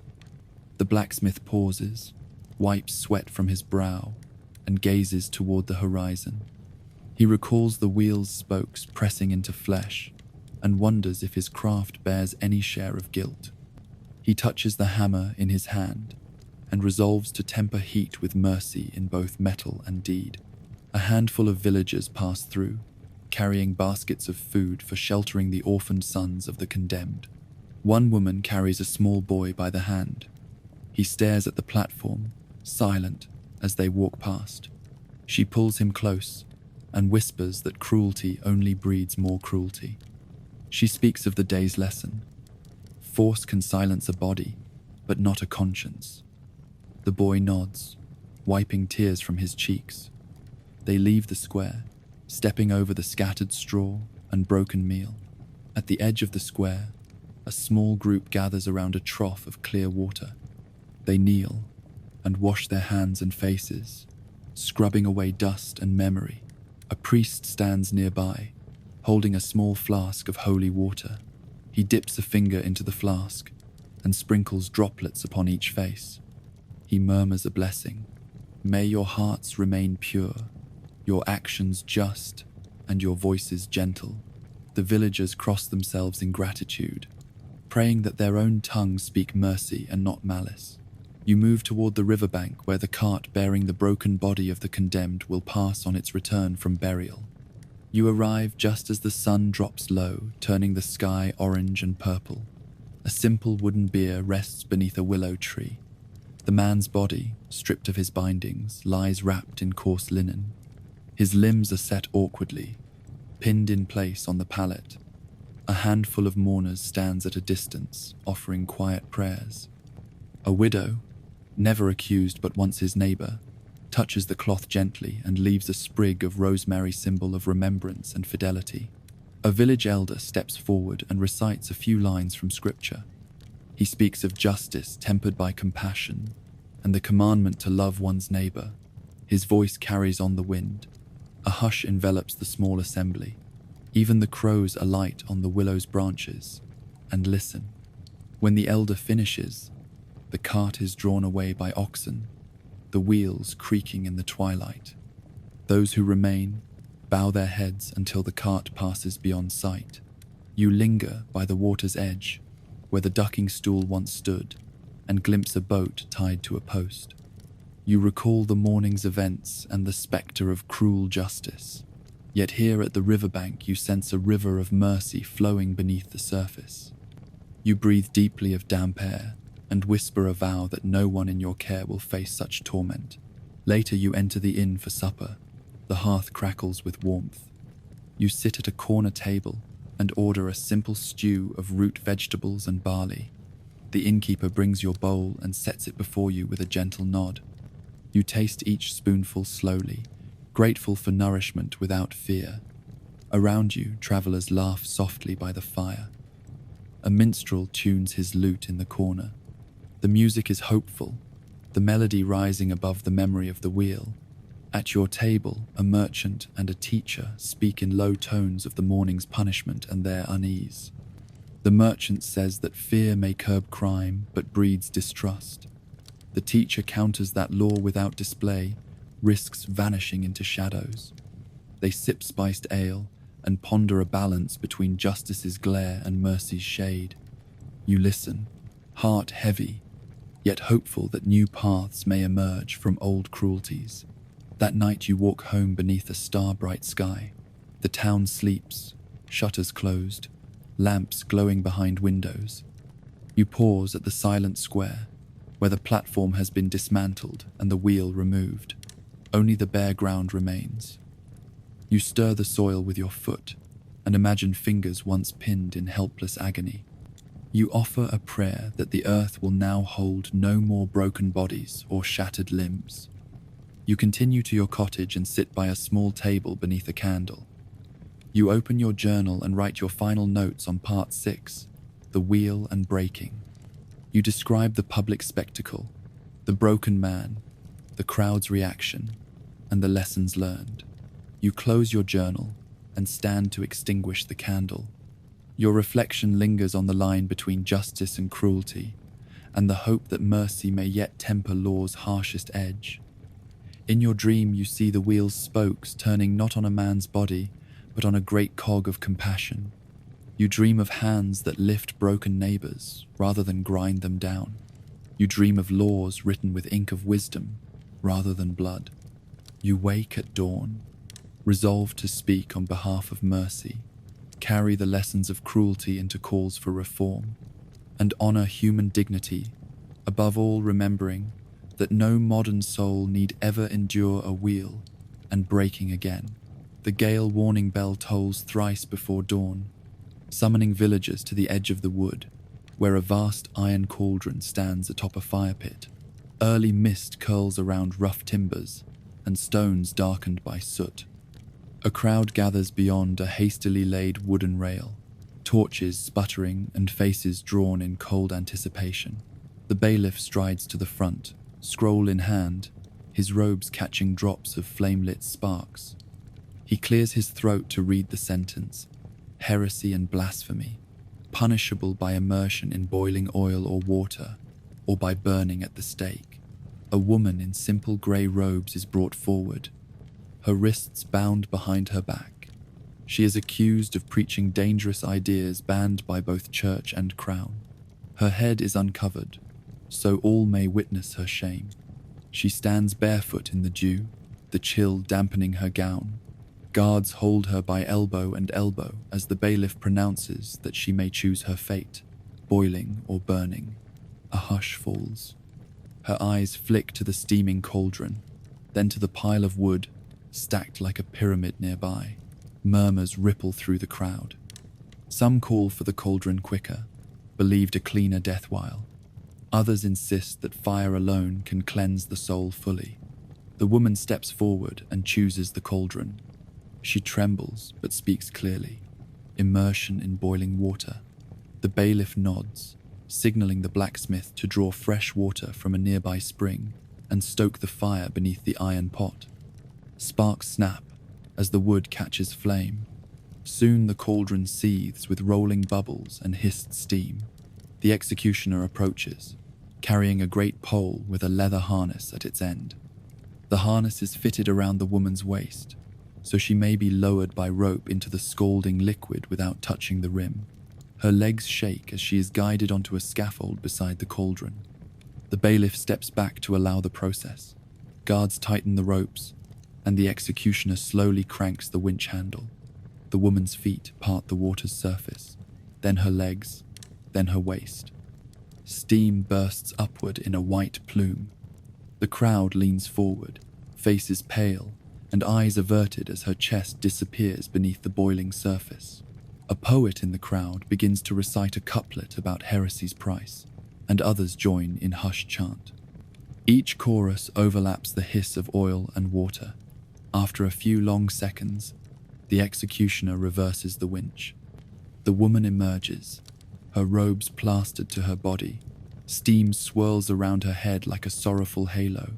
Her legs wobble, her eyes stare ahead.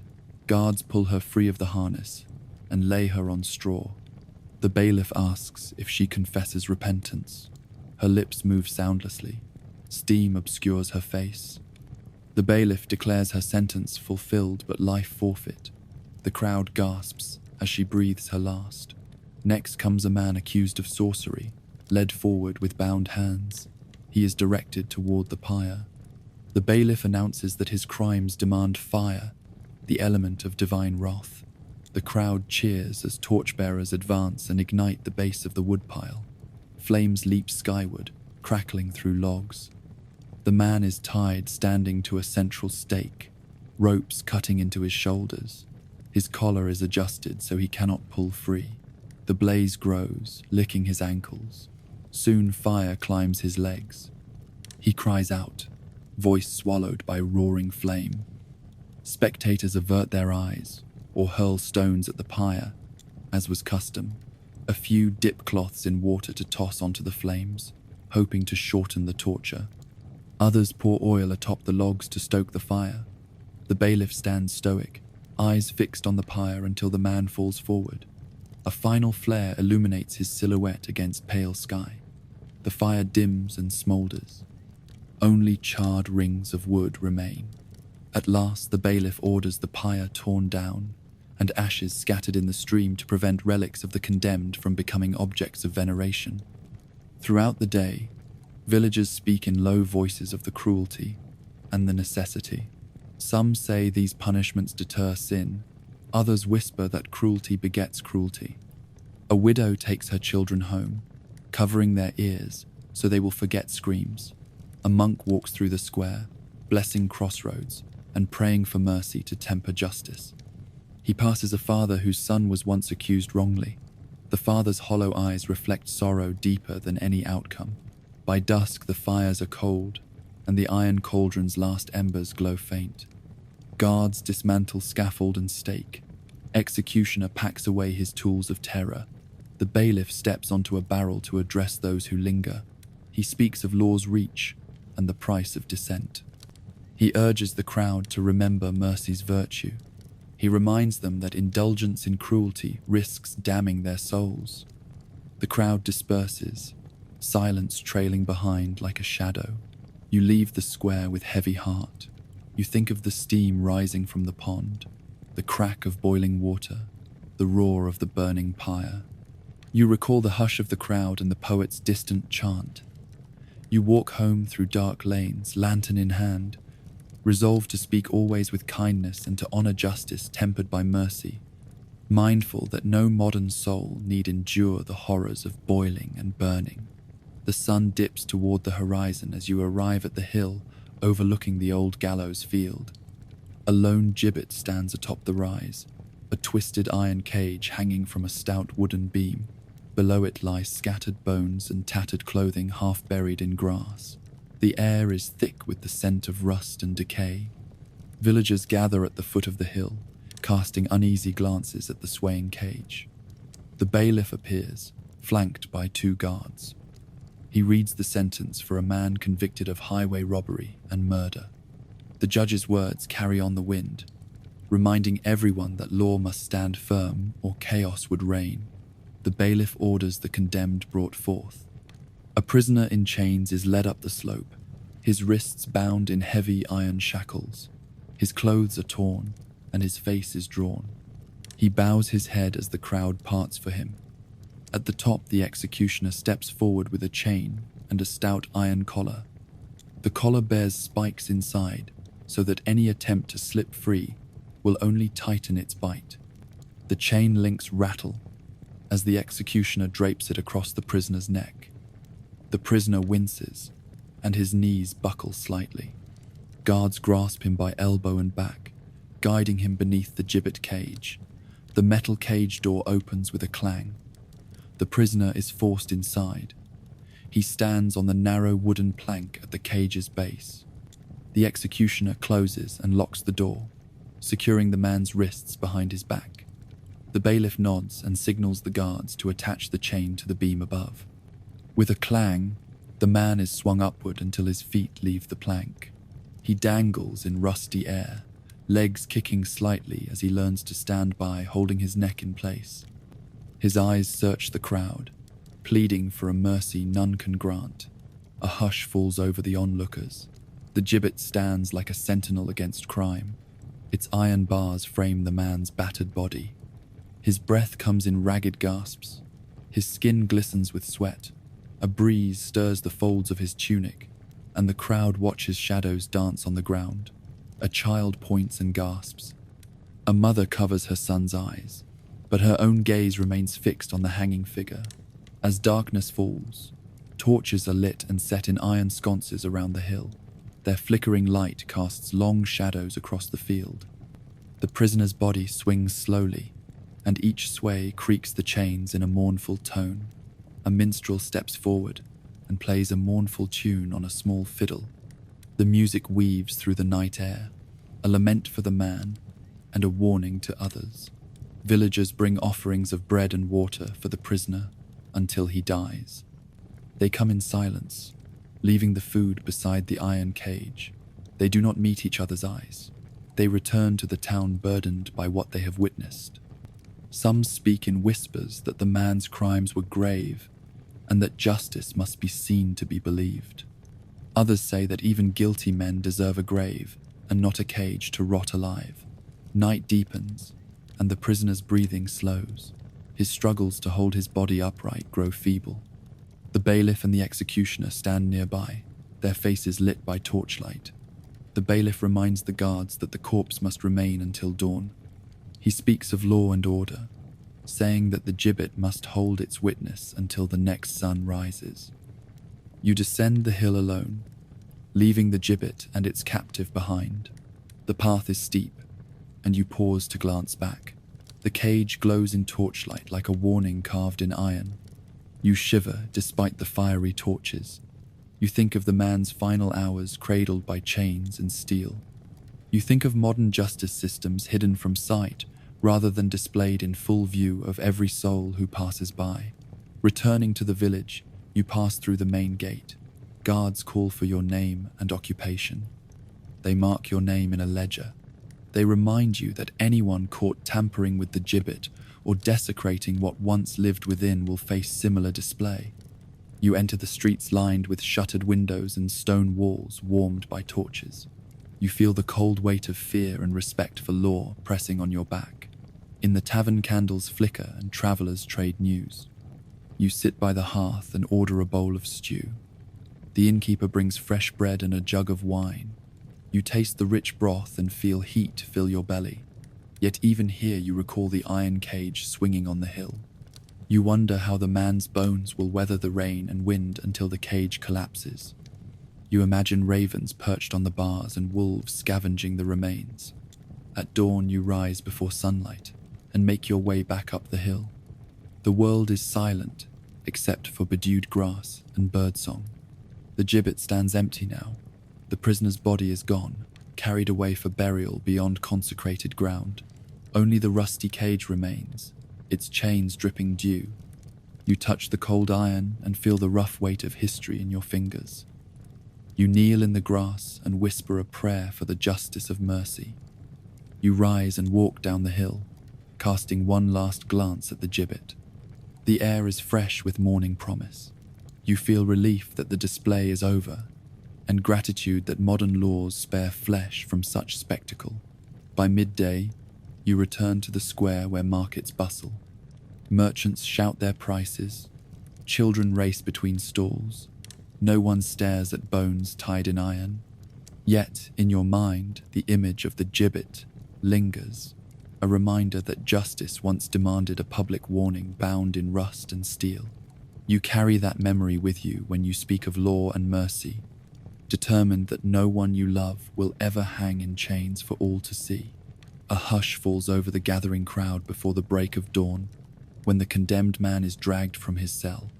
His wrists are shackled and his feet bound in heavy chains. He is led across the dewy grass to the gallows yard where a cart waits on muddy ruts. The bailiff's voice carries across the field as he reads the sentence for high treason. The crime was plotting against the king and the realm. Justice must be swift and public for all to see the cost of betrayal. The cart groans under the man's weight as two guards haul him aboard by rope loops. The bailiff signals the driver and the oxen pull the cart toward the scaffold. Villagers line the path in solemn rows. Children clutch their mothers' skirts and elders bow their heads. No sound but the cartwheels creaking and the soft lowing of the oxen. When the cart halts beneath the gallows, a hush deepens. The bailiff steps forward and pronounces the first part of the sentence. The condemned shall be drawn to death. The executioner produces two great hooks of wrought iron. He secures one to the ropes around the man's wrists and one to the rope at his feet. With a shout, he signals the cart driver, who cracks his whip above the oxen's heads. The animals lurch forward. The man's body is dragged across the earth behind the cart. His arms scrape on the ground. The coarse rope bites into his flesh. Blood trickles from abrasions. He screams once, then falls silent. Dust rises from the path in ghostly clouds as the cart rolls on. Each pull of the oxen reveals the toll on his body. His back arches and the skin is torn. You stand at the edge of the path and feel the ache in your own belly. The cart stops at the base of the scaffold. Guards unhook the chains and haul the man upward. He kneels, his body trembling, wrists bound behind his back. A noose is placed around his neck. The bailiff calls for a moment of reflection. Then the rope is pulled taut. The man drops, the noose jerking his body until his neck snaps with a sick crack. His legs kick once, then still. The bailiff waits a beat and then pronounces that death has claimed him at last. But the sentence is not complete. The bailiff orders the body unbound and laid upon a wooden table beneath the gallows. A crowd gathers close now. The executioner takes the man's body and raises it by the shoulders. He places it on the table. He draws a long, sharp knife. He makes an incision along the man's chest and pulls aside skin and flesh. The crowd gasps as organs spill forth. The executioner holds a grinning face of fate above the table. He plunges the blade to sever the heart. The bailiff lifts the heart on the tip of the sword and holds it high. He declares that the traitor's heart shall never beat in service of the king again. He thrusts the heart into a brazier where it flares and smokes. The executioner now begins the quartering. He severs the man's arms at the shoulders. Each arm is lifted and dropped into a basket. The crowd watches in horrified fascination. Then he severs the legs at the hips. The limbs fall with a heavy thud. Blood pools under the table. The bailiff nods, and the executioner breaks each bone with a mallet before placing the parts into separate baskets. The crowd stands stunned in silence. A church bell tolls once for each limb removed. When the severing is done, the executioner removes the man's head. He holds it aloft by the hair. Its eyes stare blank, and mouth gapes. The bailiff speaks of treason and betrayal. He says that the head will be placed upon the gallows for all to see. The crown must know that loyalty is law's highest virtue. The head is carried to the top of the scaffold and spiked on an iron pike. The 4 baskets of limbs are set beside the gallows gate, arms on the west side, legs on the east side. The church bell tolls 8 times to mark each part displayed. Villagers cross themselves or bow their heads. A few cover their mouths in shock. Children hide behind parents. Even the hardened bailiff looks away. The iron pike gleams in the light of torches. The limbs lie for the carrion birds that circle overhead. The bailiff declares that the bodies must remain until nightfall. Then the limbs will be burned, and the ashes scattered to the 4 winds. The head alone will remain to watch over the realm. Gravediggers arrive with shovels. They dig 2 pits beneath a tall tree at the far end of the field. They place the baskets inside and toss soil over them. No mourners stand to weep. The earth receives the limbs as though burying a memory too dark for tears. Meanwhile, the head remains aloft, exposed to sun and rain. Crows perch on the spikes and caw at passers-by. By midday, the crowd has dwindled. Farmers return to fields. Merchants resume their calls in the marketplace. The gibbet head stands sentinel through the day's heat. Late afternoon brings a gentle rain that beads the head and rusts the pike. Small streams of water run down the face into its hollow eyes. The rain washes dust from the limbs buried below. The brief tremor of life in water and earth stands in stark contrast to the dying rites carried out here. As dusk falls, guards dismantle the basket remains. They empty the ashes from burning limbs into a wheelbarrow and wheel them beyond the town limits. The ash is scattered along country roads to prevent any relic from arising. The head remains on its pike, dark against the gathering night sky. Only then does the bailiff give leave for watchers to depart. A few villagers linger to spit on the head or to touch the gibbet's pike as a token of faith in law. You make your way home under lantern glow. Your heart pounds at the memory of scraping arms and severed legs. You swear to speak of justice tempered by mercy rather than cruelty. You cross the threshold of your cottage, brush soil from your shoes, and lock the door against the dark. That night you dream of dragging bodies across the ground and the harsh steel of knives tearing flesh. You wake in sweat, grateful for laws that spare living limbs and honor human dignity. In the morning you rise determined to live in a world where betrayal brings a fair trial and proportionate sentence rather than the horror of drawing and quartering. Dawn's light reveals a broad wooden platform built at the center of the town square.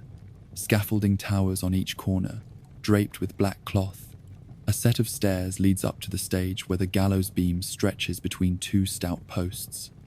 Nearby sits a block of polished oak and a well-sharpened axe resting on a velvet cushion.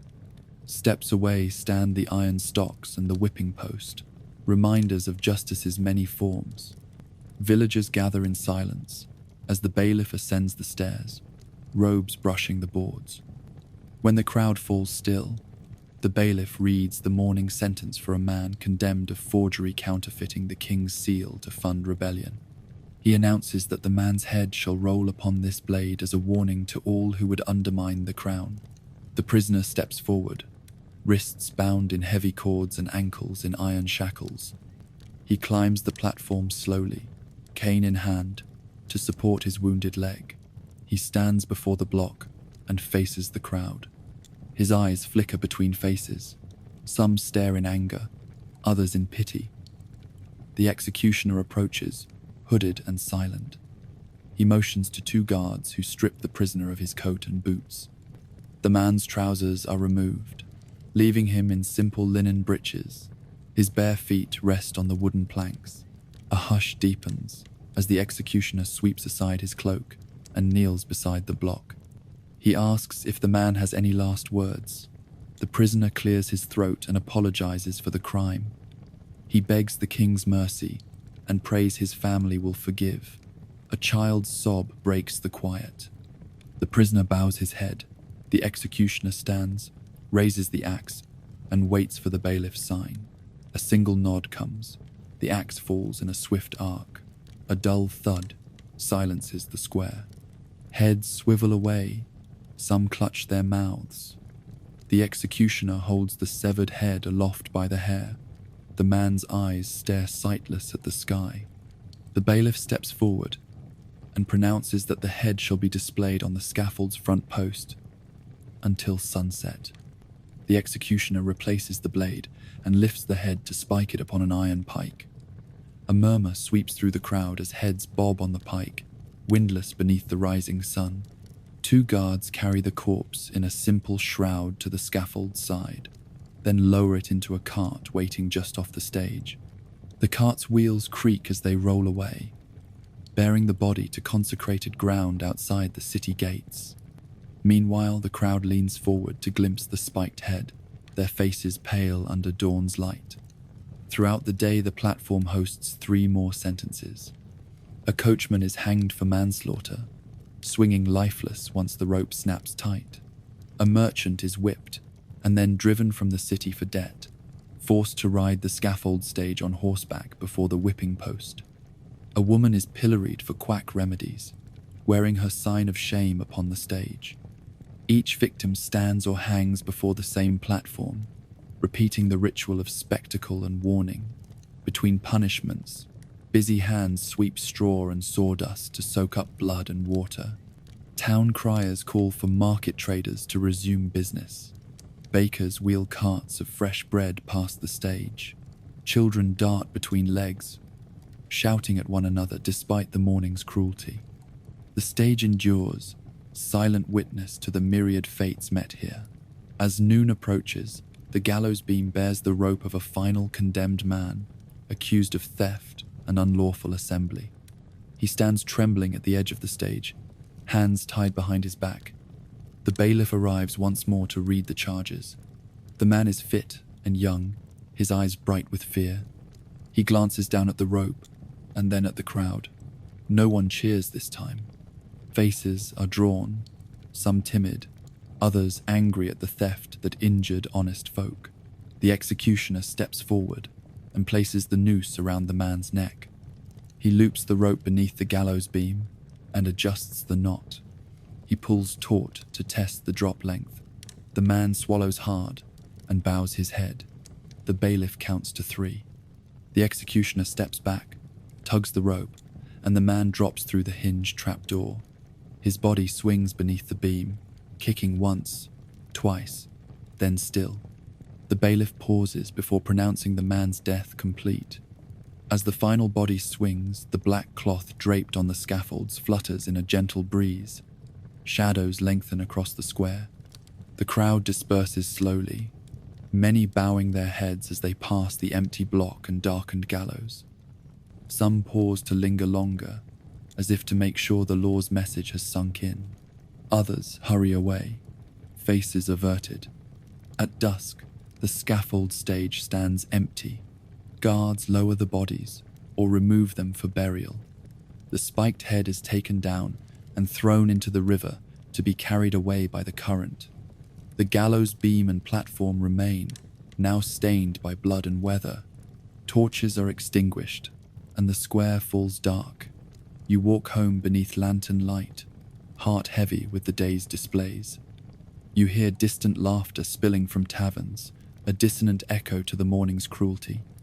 You taste ash on the air, and feel relief that you live in a time and place where justice is carried out beyond public spectacle. In your bed that night, you dream of the stage, the blocks, the noose, the axe and the swinging body. You dream of hoods and cleavers, and the hush of a crowd held by fear. You awaken to candlelight and vow to honor justice tempered by mercy, resolved that no modern court stage need ever rise again in your lifetime. The dawn mist clings heavy to the cobblestones as you arrive at the edge of the market square. Torches stand unlit along the perimeter, and the air hangs still. At the far side of the square, a wooden frame supports an iron rack, its twisted bars gleaming darkly in the pale light.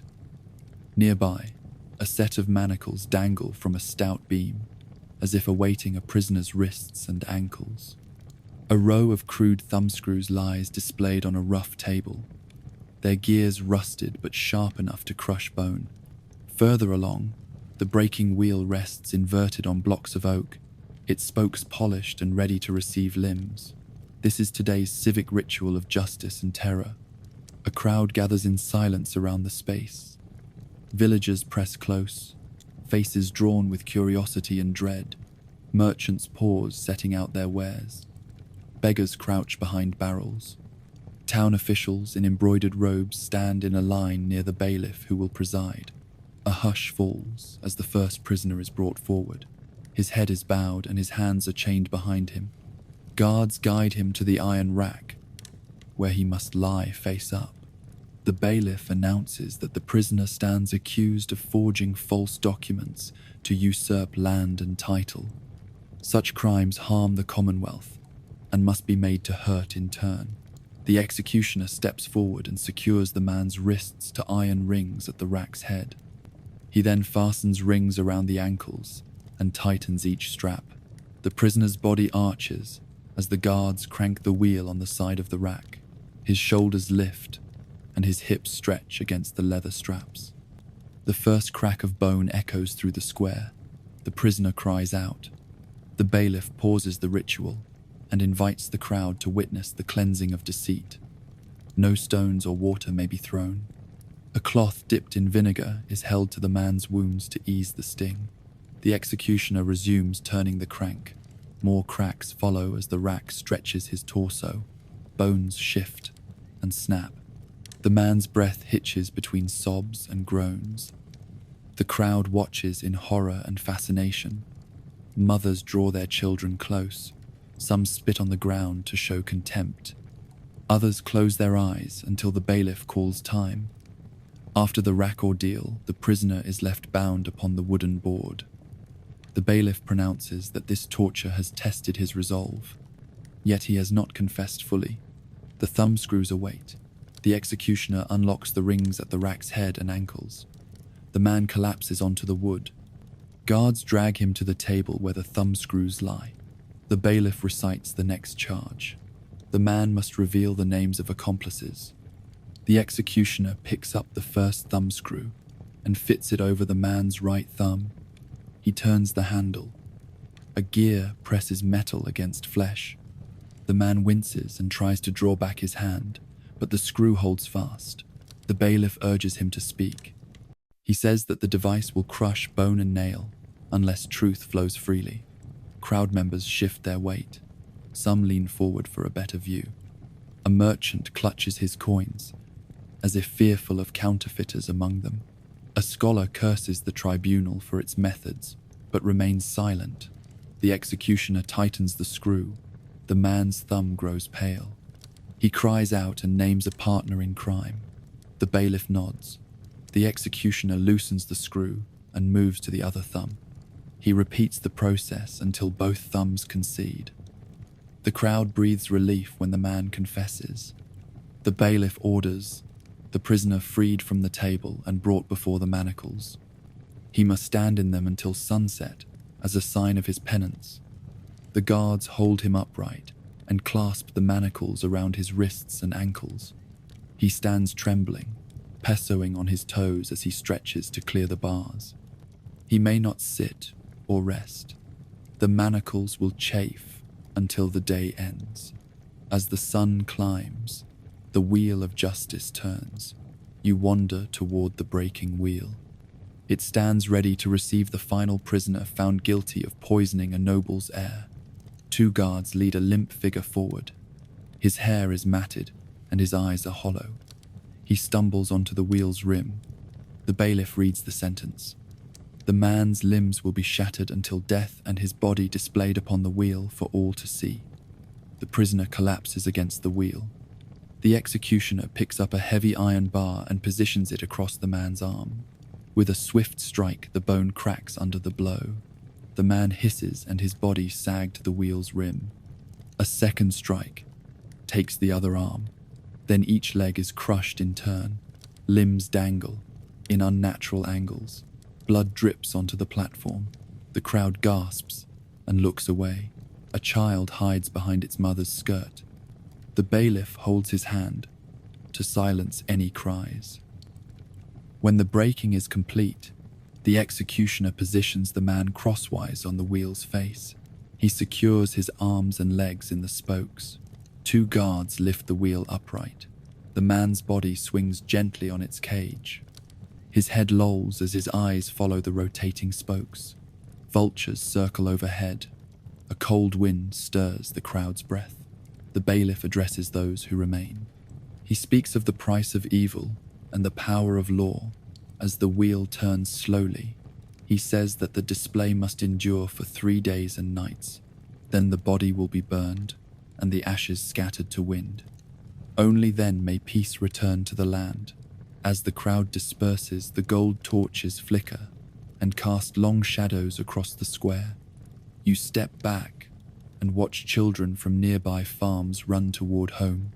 You hear a faint whisper that mercy seldom visits these rituals. You recall the rack's wheel, the thumbscrews, the manacles, the breaking wheel. Each device forced confession or death in full view of every witness. You walk home beneath silent stars. Your heart aches at the memory of bones crushed and limbs shattered. You resolve that justice must protect the innocent, and that mercy must temper cruelty. You cross the threshold of your cottage and extinguish your lantern. In the quiet you pray that no modern court will ever revive devices of ceremonial torture. You close your eyes and dream of a world where truth needs no iron brace to emerge, and where guilt faces punishment behind closed doors rather than upon open stages of pain. Imagine you stepping into a time long past, sunrise, staining the sky as you walk unprepared into a square ringed with scaffolds, racks, gibbets, and iron cages. You carry only modern clothes and the faintest faith that justice will be swift and bloodless. But here each crime, no matter how minor, invites a ritual of terror and pain so alien that your mind recoils before your body ever feels the blow. First you would face stocks and pillory, forced barefoot into splintered wood as rotten produce and mocking laughter rain down. Your ankles would press into the rough beam. Your wrists would clench against coarse oak. Hours would pass with only the wind and the jeers to mark time. You would wrestle between shame and agony, every passing moment a reminder that you cannot hide from a crowd's scorn. By twilight your wrists would burn, your feet would bleed, and your spirit would bend far past endurance. If you somehow survived that, the whipping post would stand next. At dawn a guard would strip you bare from the waist up, leaving you vulnerable to the lash. Leather thongs would coil above your shoulders, then strike 30 lashes, 50, 100 each, crack echoing in the square like thunder. Your back would bloom with red welts and open wounds that dripped blood and tears. Confess, the bailiff would intone, but your body would tremble so badly you could not even lift a voice. You would stare at the ground, too broken to cry, hoping for mercy that would not come. Next the branding iron, a rod of fire, heated steel in the shape of a letter, T for thief, L for liar. You would kneel before the blacksmith, saltwater tears mingling with leather sweat as he pressed the glowing iron onto your palm. Flesh would hiss and smoke, and you would grit your teeth until you tasted copper in your mouth. The brand would sear into your skin as an indelible mark of shame, a permanent scar that any townsman could trace with a finger and remember your guilt. In moments you would be hauled to the ducking stool, bound into a slatted chair over a river or pond. You would plunge until your lungs burned, Water would fill your ears and nose, and you would flail for air, only to surface choking, cold, exhausted, then forced underwater again. 3 dunks or until confession, whichever came first. You would emerge, drenched blue, gasping, shivering, and sworn forever silent. If speech returned, you might face the scold's bridle or iron jaws. A cage of iron would clamp around your head, a sharp bit slicing between teeth, pressing into tongue and lips. You would stagger under its weight, unable to speak, drooling through rusted iron holes. Each breath would be torture, each attempt to swallow a blade. Children would point, neighbors would laugh. You would learn that silence, not innocence, might be your only refuge. For greater crimes the wheel and breaking awaited. You would lie on the rack as guards turned the crank. Limbs stretched past comfort, bones snapped. 2, 4, 10 turns, until your joints dislocated and cartilage tore. Then you would be flung onto the breaking wheel, limbs shattered again, and left to dangle while scavengers fed on your flesh. Your agony would last hours or days until starvation or exposure claimed you. The cauldron might boil you alive, or you might choose the stake, flames licking your ankles, then calves, then thighs, until fire devoured your flesh and no breath remained. The smell of burnt hair and scorched skin would cloud the square as townsfolk watched and shuddered or cheered. Hanging chains and gibbets would follow. You might be flung from a gallows, neck snapped or left to strangulate slowly, then your body hoisted in irons to rot in the sun, or dragged behind an ox cart until your shoulders peeled from sinew. If somehow you evaded execution to be drawn and quartered, the cart would drag your broken form across stones. You would be hanged, disemboweled, your heart torn out and flung into flames. Your limbs would be severed and placed on 4 posts as a warning and haunted landmark. Finally, the scaffold stage hosted everything in one grim show: stock, pillory, whip, rack, branding, drowning, breaking, beheading, hanging, sometimes all in one day. A modern soul would not survive these horrors, not implacable laws turning wheel, not the iron jaws, not the blazing pyre, not the silent gibbet. You are used to trials held behind closed doors, sentencing by judges and juries, punishment behind prison walls. You expect dignity, counsel, parole. Here each ritual demands spectacle, public shame, unending pain. You cannot appeal. You cannot bargain. At no point does compassion lighten the blow. Your hands, soft from typing on keys, would crack and bleed against the stocks. Your back, eased by modern massage, would gash and bruise under the whip. Your tongue, freed by speech rights, would tear on the iron bit. Your arms, safe in sleeves, would snap like twigs on the rack. Your heart, sheltered by faith and therapy, would stop in terror at each crack of bone and hiss of heat. Your mind, soothed by modern medicine, would break under the echoing jeers and clanging chains. No lawyer could save you. No petition could halt the branding iron. No surgeon could heal bones on the wheel. No king's pardon could retrieve your severed limbs. Once you stepped into the square, you belonged to the law's appetite for blood and fear.